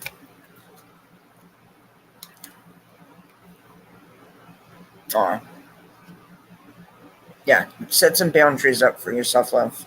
Set some boundaries up for yourself. Listen, and I just want to say, so I'm reading your comment. I know there's going to be challenges and obstacles. I mean, there's challenges and obstacles with everything, but they don't have to be negative. They don't have to be hard, and sometimes they're necessary, right? But when you build up your boundaries, and when the sensitivity starts to decrease, which will happen when you start to bring in some more fun, because you're building your resiliency, right? And imagine yourself as a bumper car with that band of rubber around you, so that when you hit the obstacle, you bounce away from it rather than crashing into it head on. That's a little analogy I like to use for boundaries. Many blessings to you, my dear. Beck says, way back up in the chat, I channeled before I started reading tarot. You're channeling when you read tarot too, kind of. Instead of using your mental landscape, your cards are that landscape. I mean, sometimes they are. I don't know that I would say, Beck, that I am an intuitive reader. Like, I'm not going to own that as a badge. However, I do know that sometimes when I'm reading, what I'm saying, what I'm getting, what I'm feeling from those cards are not necessarily what those cards are saying if I was to like pick up a book and read it. Do you understand what I mean? So sometimes I read intuitively, but I'm open to it. Like sometimes it's about the cards that are on the table, and sometimes it's about what I'm getting. And you guys will, if you follow me long enough, you know the difference. You know when I'm reading intuitively, because I sort of go off on a tangent.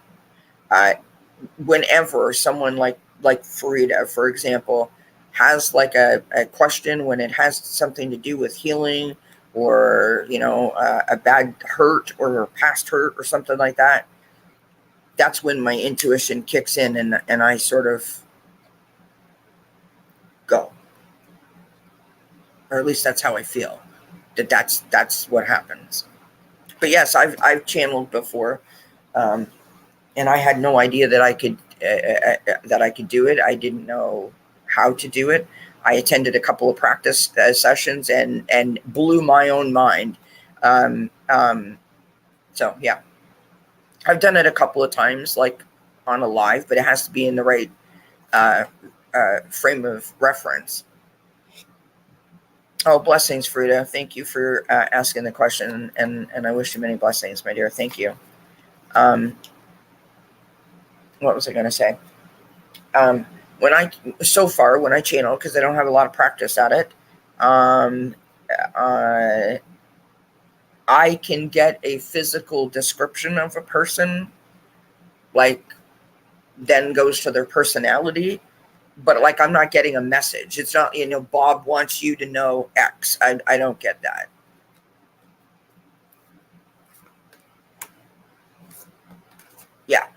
Absolutely back. That, yeah. Yeah.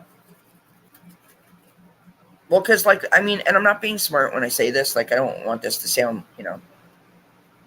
like ego driven, but like that's my thing. That's why I'm here, right? And so, like, I feel really passionately about that, and I think that's why I allow if something's telling me to say something, I don't often hold back. I try to be as positive as possible. I will always tell you the truth, but I try to be as positive as possible, and make it full. Do you know what I mean? Like, I'm not gonna leave you hanging. Dot dot dot. You know what I mean? Like, to be continued cliffhanger. I don't do that, or at least I try not to. I mean, I can only get what I can get from the cards. Sometimes I don't tell you everything, right? Sometimes you're not meant to know everything.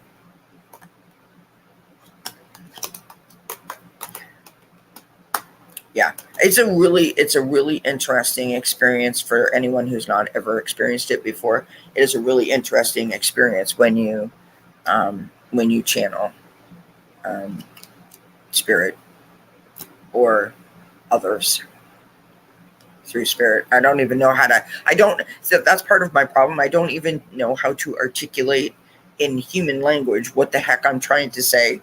But yeah, it's blown my mind a couple of times, and I'm still in that phase where I'm like shocked and kind of awed that, like, why me? You know what I mean? Like, why me? Why did I, like, and when? Like, the first time, this is okay. So this is funny, right? I'll share this because I think this is a funny story. So I woke up one night at like 3:30 in the morning, to go potty, as one does when they get to a certain age. You wake up a whole bunch of times. And I came out to the bathroom, and I'm sitting on the toilet. I know, TMI. And I mean, I'm half asleep. I'm like, you know what I mean? And like, I'm having a vision. I'm like, really? And I convinced myself that the vision had to be like wrong, or I was like losing it. Because who has a vision on the toilet at 3:30 in the morning? But it was so, like, boom, it was right there. Like, there was no denying what it was. And I asked everybody, like, oh my God, you know what I mean? I was asking everybody. Because I was so freaked out. Like, who gets a vision on the toilet? You know what I mean? Anyway, um, it was interesting. And then I've had as I grow, as I develop, as I learn things, I start to um, to be open to more things. And so then I've had like other visions. I've asked for messages in my sleep. I get them a lot that way.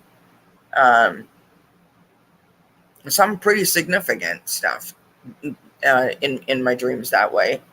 And then other times it's like I've always felt that I had like a knowing, like I know if my sister needs to talk to me, or if I know that my sister's not okay, or something like that. But I just thought that was like, you know, me. You know what I mean? Like, I never really like expanded or thought about it, or was like, wow, look at me. Um, and I think that right now, that's my hardest thing, is that I don't know how to explain it. Right. So if someone was to ask me, I'd be like, I don't know how to tell you that I just knew that. And so I need to work on how I deliver that message, because I sound like a babbling fool. Because I'm like, I don't know how I know it, but I just do. And then I blurt it out, and like, that's not right. That needs some work. That needs a better, more smooth approach. Um, but I don't know that I could do it like this, in this context, the way that, like Linda G does it, or the way that like Susan Linda. I don't know that I could do that. Um, but never say never, right? There's lots of things that I want to try. Like, I'd love to try the dowsing rods. Um, I don't know why, but I feel like that I could I could be really effective with that. I love doing the Oracle Garden from Nancy Jean.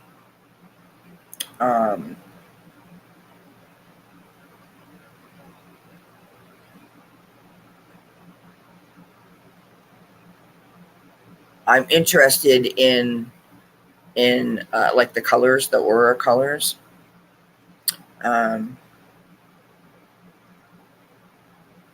Or like intuitive drawings, because I love to be creative, like all my thumbnails and stuff. Like I spend hours doing those things, right? Yeah. Thank you, Beck. I mean, that's the thing. It's just vocabulary, right? And I need to not be so hard on myself. But I've always been that way. I've always had like a really, like, my bar is impossibly high for myself. It's ridiculous. But anyways, that's a whole other story. Yeah, I want to give it a shot. I want to try it. And I don't. It's just one of those things that I think is a tool.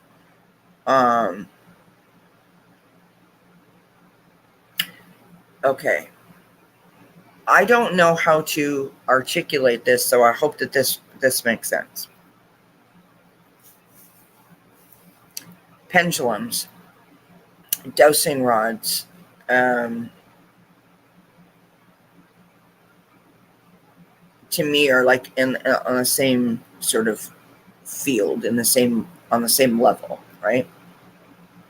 Now, pendulums, people can say, well, your hand moved or whatever. And dowsing rods, people could say, well, your hand moved. But for me personally, for Kelly, that is validation and confirmation that I am getting something. Do you understand what I'm saying? And I think that if you're going to, stretch yourself or continue to work on something, why not go to that place, right? It's not that big of a stretch of what I'm already doing. Do you know what I mean? Oh, hi, Jackie. How you doing, love? So yeah, I don't know that I'll ever try, but I'd love to. But there's lots of things that I want to try, but I don't know that I'm going to. Right?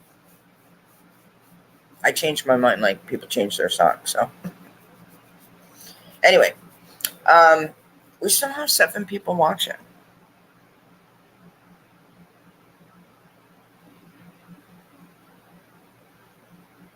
Yeah. I'm just saying, like, other people can say that, oh, you moved your hand or whatever.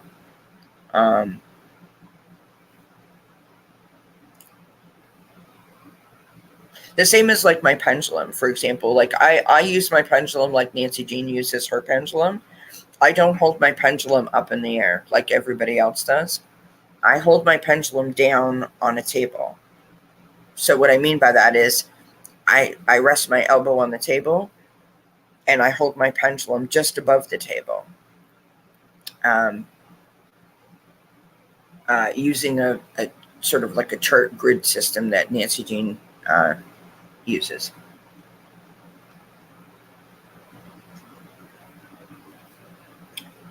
To eliminate as much, of my hand moving as possible. Joan's still listening, and Linda's brushing her teeth. I love it. Oh, God, I gotta stretch my legs. I'm getting too old to sit like that for a long time. Beck said, where'd you go in the chat? For me, that urge is Spirit says do this, so you got to do it. Yeah. Well, what's really funny? Have you guys ever done something? Okay. So, like, I almost don't want to admit this out loud. I asked the pendulum if I should get the DOG. I don't want to say her name out loud. And it said no. And I did it anyway.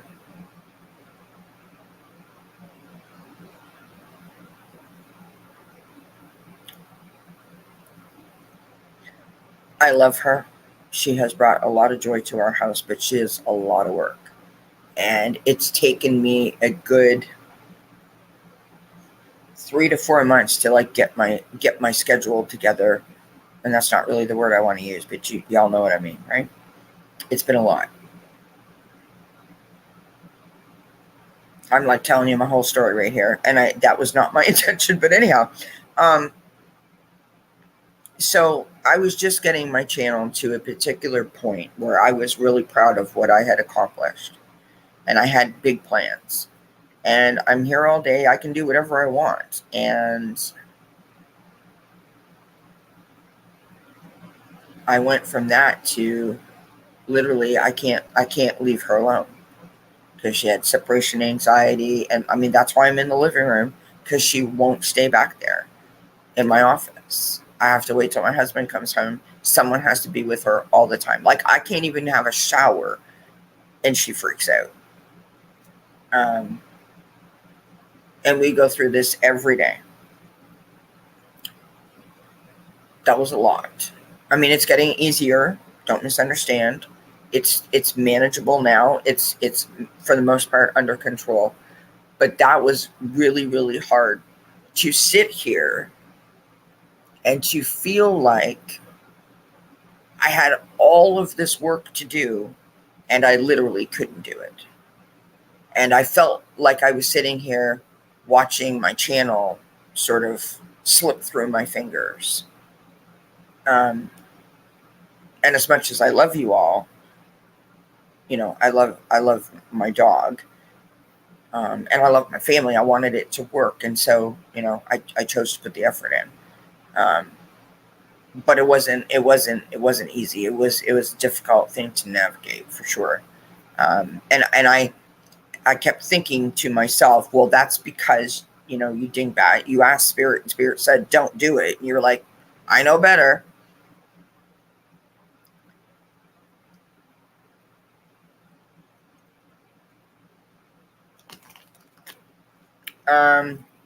Yes. Yeah, I agree with that, Joan. Well, the thing is, you know, that story, that is a prime example of I had a preconceived outcome in my mind. I wanted it to say yes. And when it didn't tell me yes, I was like, you must, you know, I must not have been on that day. I mean, I do that too, right? I'm a human being. I have an idea in my head of what I want to happen. And you know, spirit was right, because I had no idea what I was getting myself into. You know, I idealized it. I thought like she was going to grow up. She was going to grow up overnight and be like a golden retriever sitting, you know, by the fireplace while I was drinking hot cocoa, and it was just going to, you know, be that beautiful moment all the time. I didn't know that, you know, she wasn't going to sleep. She was going to chew everything in sight. You know, she was going to have potty accidents all over the house, you know, et cetera, et cetera, et cetera. I didn't even think about that, right? Or that, you know, she was going to have separation anxiety and that you wouldn't be able to leave her alone at all. Like, literally, if I got up right now and she's dead asleep, if I got up right now and walked down the hall, she would be up and following me. Beck says, Peck teaches so much. I had a similar situation getting a second cat rescued. Literally killed my original kitty. New cat ran her off the balcony and she never came back. My God, that's awful. My God, I just got the total chills. Jeepers. I'm so sorry. That's terrible. Sue says, I just randomly woke up at 3:30 a.m. here in Sydney, just lurking, listening. Over time, Rosie will know and trust her human parents. Will never leave her. Rosie has the best mommy, Kelly. Oh, thank you, Sue. I mean, you know, don't misunderstand. I just, you know, I asked, like, you know, was it a good time for me to get the dog? And it said no, it wasn't, and I shouldn't have done it, because it wasn't. And then if I was being completely honest with y'all, and then I had a bit of an issue in, you know, with my anxiety, because I wanted so badly to be there for my channel. I couldn't get my crap together. I mean, I didn't know whether I was awake. I was asleep. I didn't know what day of the week it was. I didn't know nothing. It was a lot. And that was a challenge that I didn't really need to face, but I put myself in a position. So like it's all worked out in the end. We've figured it out. But in the beginning, it was hard, and it wasn't hard for like a week. It was hard for like 3 or 4 months, right? Yes, Linda, I was totally attracted to the outcome that I wanted, and I mean, I've always wanted to have a dog since the day I moved here. When we went to get Austin from the shelter almost 10 years ago now, I went to the shelter to look at a dog that was up on the shelter website. That's why I went there. I didn't go to get a cat. When I got there, the dog had already been adopted, and I left in tears, the whole bit. Oh my God, I'm a horrible person, because it's not there. If it was meant to be, it would be, blah, blah, blah, blah, blah. And anyways, my husband convinced me to go back. And when we went back, there was Austin. Best thing that we ever did, but that's not why I went there. I went there to get a dog. Joan says, oh, hi, Twisted Sushi. How are you, love? Joan says, maybe you should ask Spirit if the most challenging parts of caring for Rosie will get better from here on out, or use tarot to see what you can do to help her settle down. That's a great question. There was a particular part of me that I think that this is still very much rooted in my anxiety, that I'm smart enough in my rational mind to know that if I don't want to know the answer to a question, not to ask it. But if fear creeps in, then I will be forced to ask the question, but then my fear can change, the energy that I put into the question, and then that might change the outcome. So what I mean by that is this. I have accepted that this is the way, she's here. And we will just do whatever we need to do to make it work. So now it doesn't seem like it's a problem anymore. Do you know what I mean? Now it's not a question. She's improving every day in terms of her reactions to people and things and situations. So when my husband would leave for work in the morning, in the beginning, oh my God, you guys. I mean, for like a half an hour, she would cry and she would whimper and she would bark and she would pace and she would go back and forth with her nose stuck to the ground, following his tracks through the house. I mean, it was pathetic. It was so heartbreaking to watch her. She was literally beside herself. And like nothing, no treats, no brushing, no calming her down, no hugging her, no kissing her, no nothing. No playing, no trying to distract. Nothing would allow her to settle. And like, it's heartbreaking to watch that, right? That you can't settle her. Now, when my husband goes to work, I mean, she knows that he's going. We do what we do every morning, and he sits quiet and he gives her a hug and a kiss, and out he goes. And now it might be 5 minutes, and easily can be distracted now. So we're making progress. We're getting there, but it's taken a long time. Mondays are the hardest days because he's been home for the weekend. So when he goes back to work, it's like she has to like relearn the schedule all over again. But she's definitely getting there. Yeah. Well, we knew that she would have issues of separation anxiety. They told us that she was like a rescue dog, and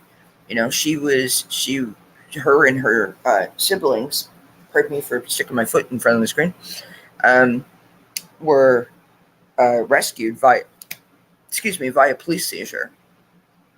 So it had to be pretty awful. The one thing that I will say about Rosie that I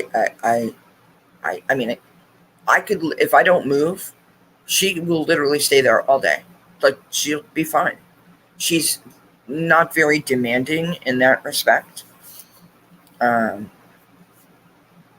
And she's not a bad dog. She's not mischievous. When she gets mischievous is when you've told her no. You tell her no, you're meeting a whole new personality. So, yeah, don't tell her no.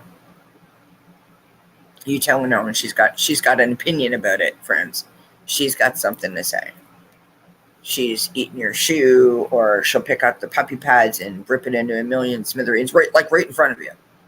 So, and that's this is the latest thing that we're dealing with. So now when my husband comes home from work, or like even if I'm back there, like if I'm in my office doing a show with and then I come out here,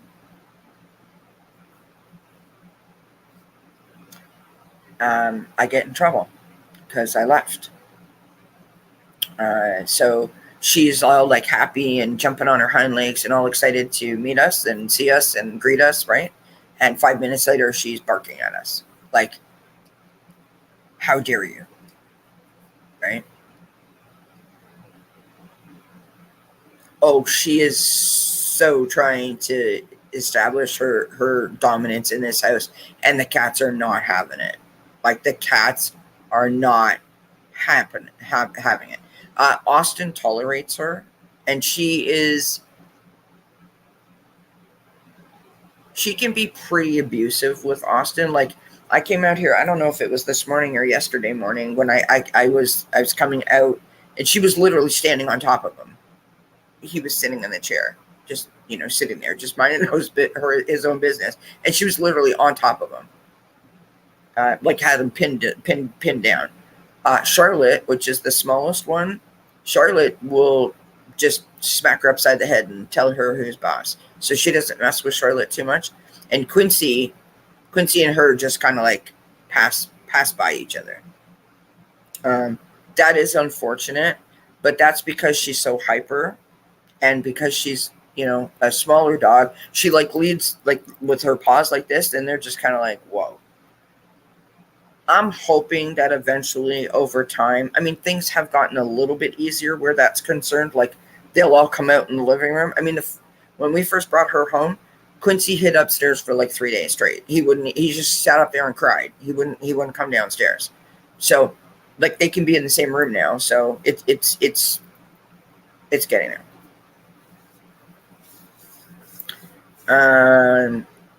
It's connected. She wants to be in charge of all animals. Don't like to hear no. Oh, friend. She is something else. She is something else when you say no. But yeah, I hear you. It helps them feel safe if the alpha is strict. Yeah. Well, it's funny because I seem to have more. Like, if I tell her no, she'll listen. Or if my husband tells her no, she's like, whatever, Dad. But yet, he is her person. But you see, that's because I don't leave. Like, he leaves. And I'm not trying to discount. Like, he loves her. He's so good with her. But he leaves, so she misses him. I don't leave. So me, she doesn't give two craps about, because I don't go anywhere. But if I go to the back and I do, like, a show and I come out here and she's like, oh, my God. Like, she hasn't seen me in a week. So, but if my husband and I are in the same room, it's like, mommy who, I'm just the one that feeds you. But that's okay. That's fine. The cats are like that too. I mean, it's the cutest thing in the world, you guys. They all like, I literally announce like, Daddy's home, and everybody runs to the door, and they all like sit there. It's the cutest thing ever. Austin sits on the little corner table here where the chair is, and Mark bends down and she like rubs the side of it, or he rubs the side of his hat, and that's his way of giving a hug. And Charlotte will come out and rub up against his leg and stick her butt up so Mark can scratch her by the tail. This one, Rosie, is going absolutely crazy, but she's literally sitting there, tail wagging like the whole bit, and Quincy will like make an appearance, but he'll be like making an appearance from afar. So he'll come out to see what all the commotion is about. But even though he loves Daddy, he won't throw himself into that. if you know what I mean. So we navigate it, friends. It's all good. But both of us have said, like, I mean, she's this big. How can it be this? I mean, thank God we didn't have kids. Like we would have been in big trouble. And we're like the worst parents. You know what I mean? Like, honestly. I mean, every week my husband's got like a new toy, or I'm ordering a new toy, and we're doing all the research, and it's like, oh my God, just buy her the damn bone. You know what I mean? But I have visions of when she is growing, and things will be easier, things will be smoother. Like, she hates going for rides in the truck. She doesn't like it at all. Hi, Sonia. She doesn't like going for rides in the truck at all. She really, really doesn't appreciate that.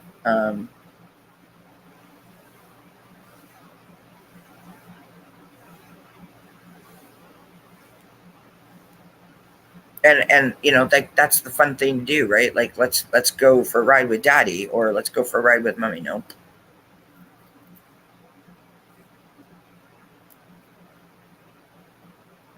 She wants to be outside a lot, but she doesn't listen outside. In the house she listens, but outside she doesn't. So when we have time, when the two of us can go out there together, we do, like, some training stuff with her. But she's so easily distracted, and like, it's all new to her. She's never seen grass before, or flowers, or trees, or any of that kind of stuff. So all of that is brand spanking new to her. So time will prove to be our friend. Fingers crossed, right? All right, friends, we have talked till we are blue in the face almost 3 hours we've been on here. This has been a lot of fun. I mean, look at how much we've shared. We've learned so many things. We have talked about show ideas, and we have talked about the channel. We've done readings.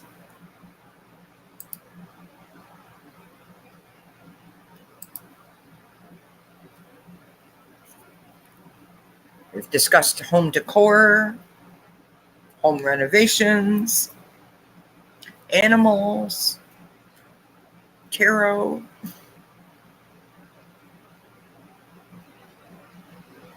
What else? What else can we talk about? I am here for it. Let's do a marathon. Joking. Hey, listen, I'm off now. I'm done. I don't have anything until Monday. So I'm in it to win it if you guys are. I'm totally joking, by the way. Sue says, thank you for writing something, Sue. I'm kidding. Sue says, in my home, my tortoiseshell cat, Cookie Lee. Oh, I love that. That's the cutest name ever. Rescue cat rules the roost. She bullies calmly cat, slaps her bigger cat brothers, hiss, scratches, and then they just accept and just adore her. Aw, bless her heart. Sylvia's like, yep, I've cooked lunch and started dinner. Nice.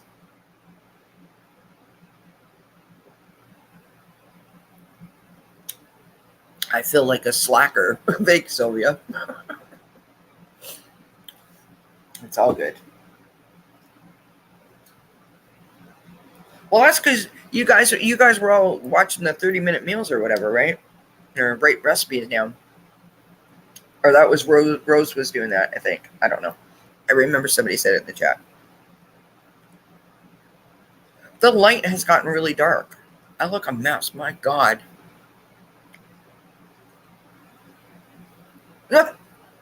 Of course, poor Twisted Sushi has literally been here for like an hour and hasn't said boo.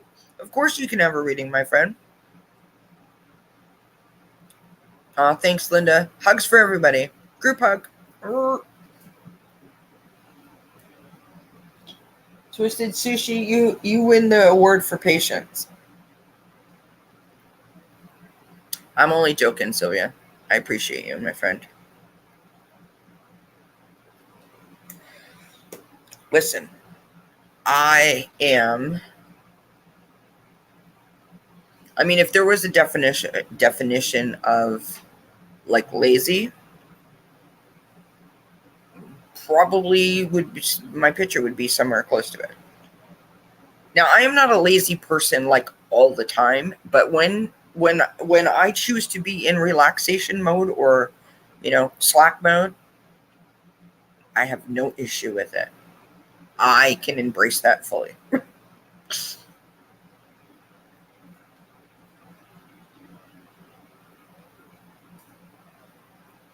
And I like to say, and I don't know if this is true or not, but this is what I say. I say that it is because I am a Leo, so I embrace my inner kitty cat, right? Like I like to just lay around and be all like cozy and warm. Nice. Well, see, look at all of the things that are being accomplished because we're here today. People are packing up their plants and brushing their teeth, and they are making lunch and making dinner and cleaning their room. I'm loving this. I am so glad for it. All right. So you want a general reading? A general reading. All right, we can do that. We can do that.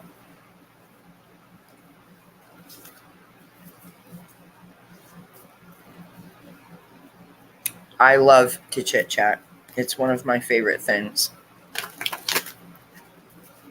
One of my favorite things to do until I want to get quiet. And then when I get quiet, everyone's like, are you okay? No, seriously, what's wrong with you? Like in the morning time or late at night when the house gets quiet, that is my favorite time. Like I love to wake up early on a Saturday and the house is quiet, everybody's asleep, and I'm just like, checking out flyers. And I don't have the, like, I rarely turn the TV on during the day. I like quiet. I got enough clatter going on up there. I don't need any outside clatter. No, I'm joking about the clatter part. All right, a general reading for Twisted Sushi. What is a message for Twisted Sushi? What does Twisted Sushi need to know? Spirit.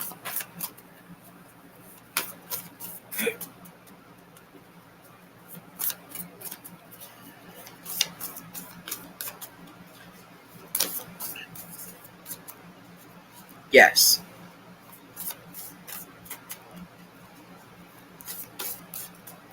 Yes. Yes, I do remember that, Sylvia.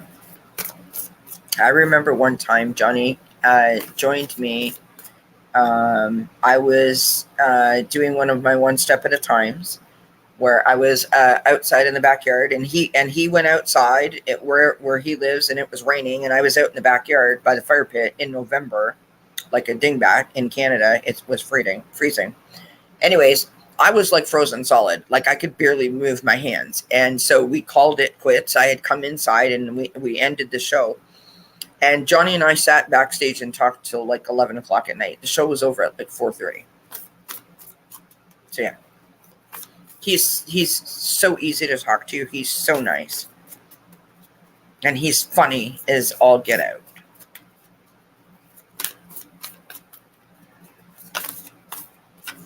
Beautiful card. Flipped over inside the deck, Twisted Sushi. The Four of Wands or the Four of Fire in this deck. The celebration card, the milestone card. Sometimes it's a marriage proposal. Sometimes it's a home card.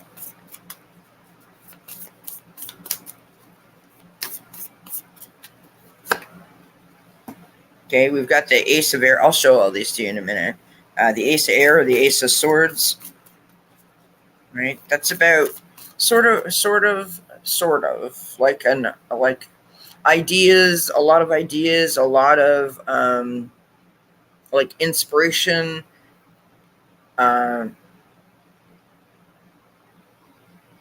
Like aha kind of vibe, like aha moment kind of thing.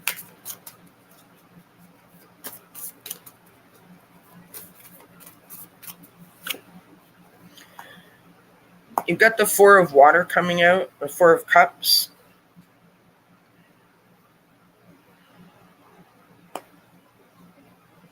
So I'm not sure if you're feeling slightly distracted or like a bit kind of like bored, kind of stuck. It's the kind of energy like, you go into the kitchen, you want a snack, you're hungry, you stand in front of the fridge and you're like, I have no idea what I want. Like I crave nothing. Nothing's doing anything for me. Just that kind of vibe.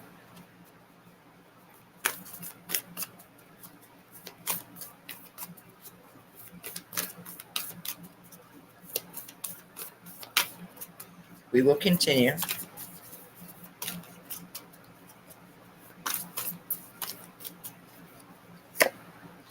We've got the Seven of Water. So that's making choices, overanalyzing things, procrastinating.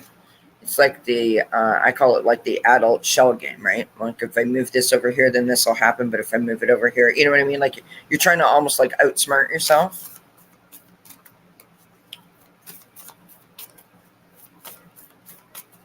All right, last card. One more card, please, Spirit. For Twisted Sushi. Sometimes, yes, there are so many possibilities and you get indecisive. Yep. Okay, all right. Cards are falling out of the deck. Too many. Like 8. Okay, thank you. Twisted Sushi, are you an air sign? Is that you? So you have the King of Swords showing up as your outcome. So the energy of the King of Swords is very analytical, very logical, very like knowledgeable. Someone in Libra, yes, okay. So I don't want to sound ridiculous when I say this. Like, do you? Use the characteristics and the skill set and the talents and the personality that you have to your advantage by helping you with this indecisiveness. So, in other words, be knowledgeable, be objective, be resourceful, be strategic about it, make a list, really like allow yourself to think about it. So you use the things that you have within you to be able to counteract this feeling. You know what I mean? Like I can't figure this out. Do you know what I'm saying? On the bottom of the deck, beautiful. You've got the Wise Counselor or the Hierophant. So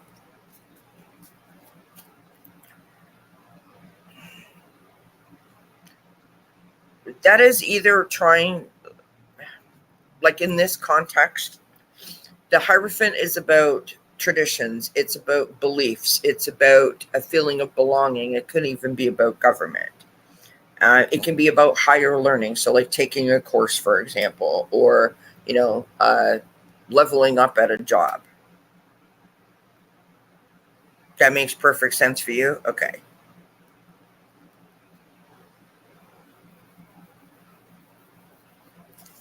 What's below it, just as an FYI, is the Magician. So using all the resources that you have, in the case of the Magician, they use all the resources of the tarot, right? The cups, the wands, the swords, and the pentacles.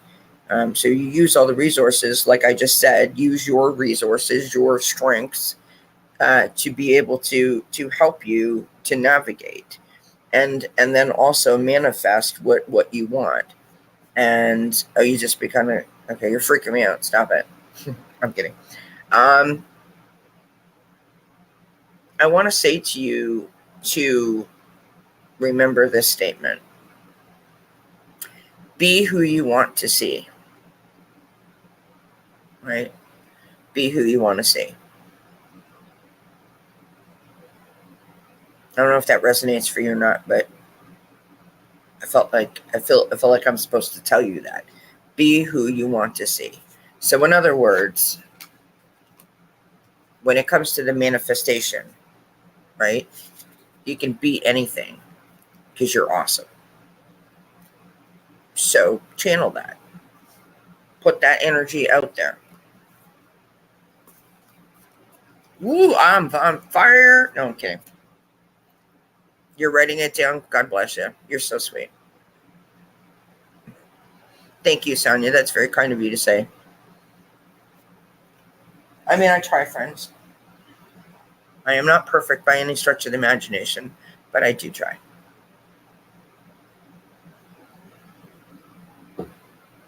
The one thing that you will get from me is truth and honesty. You're very welcome, Twisted Sushi. Many blessings. All right, friends. 2 hours and 56 minutes of pure pleasure. And I want to say this to you guys while I have you here, because this is important for me to say. So I was talking earlier, for those of you that have just shown up, about how my channel started and all that kind of stuff. And one of the great things about those moments when I did those oracles and cards and I was shuffling the cards and you know, people were trying to convince me that I was a reader and I wasn't really picking up on it. One of the best things about that is the interaction that happened between myself and the chat in those moments. I loved that. It made me feel great. It made me feel like I was loved. I was supported. I was important in that moment to share that information, and it was very much a working interaction, right? Me giving, me receiving, the people in the chat giving, and the people in the chat receiving, and we worked together like a fine-tuned machine, I felt. And when I wanted to do this show during the daytime, I really had like no plan, and I don't show up without a plan. That's not really my style. And it's just sort of taken on a vibe. And last week we were here, I think it was last week or maybe it was the week before, but I was sitting here and we went past the hour because I wasn't watching the clock. I didn't care. I was in it. I was enjoying it. And we had the best time. And I remember getting off of that live and saying to myself that it felt very much like the beginning. And that just made me happy. That I didn't have to worry about the clock. I didn't have to worry about, someone else's show was coming on. So I wanted to get off because, I don't want to go over top of other people. That I didn't, have to be conscious of the time because of my guest or whatever, or worry about my husband's got to go to bed or, what's the dog doing or whatever. I could just sit here. I could just do my thing. We could do what we're doing. And it was lovely. And it felt so good and organic and natural. And I loved it. And this has been like a repeat performance of that. So, I thank you kindly for allowing me to do that, because you don't know how much I needed it today, and you don't know how much joy it brings me to just be able to hang out with y'all, right? Without a plan, just being very casual and laid back and still being able to do what we do or what we need to do. And so thank you for hanging out with me. Sonia, you're so cute. It was a woo-woo moment.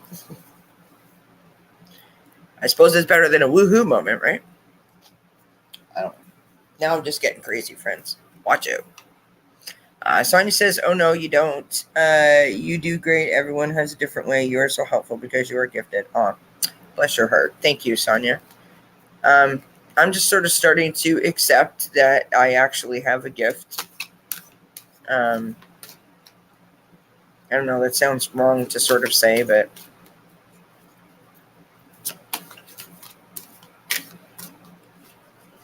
I accept what you're giving, and I appreciate it very much. All right. So I'm going to call it.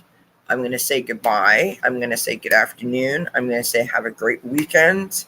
To all of my fellow Canadians that may be listening in the future or lurking in the background, happy Canada Day, which is July 1st.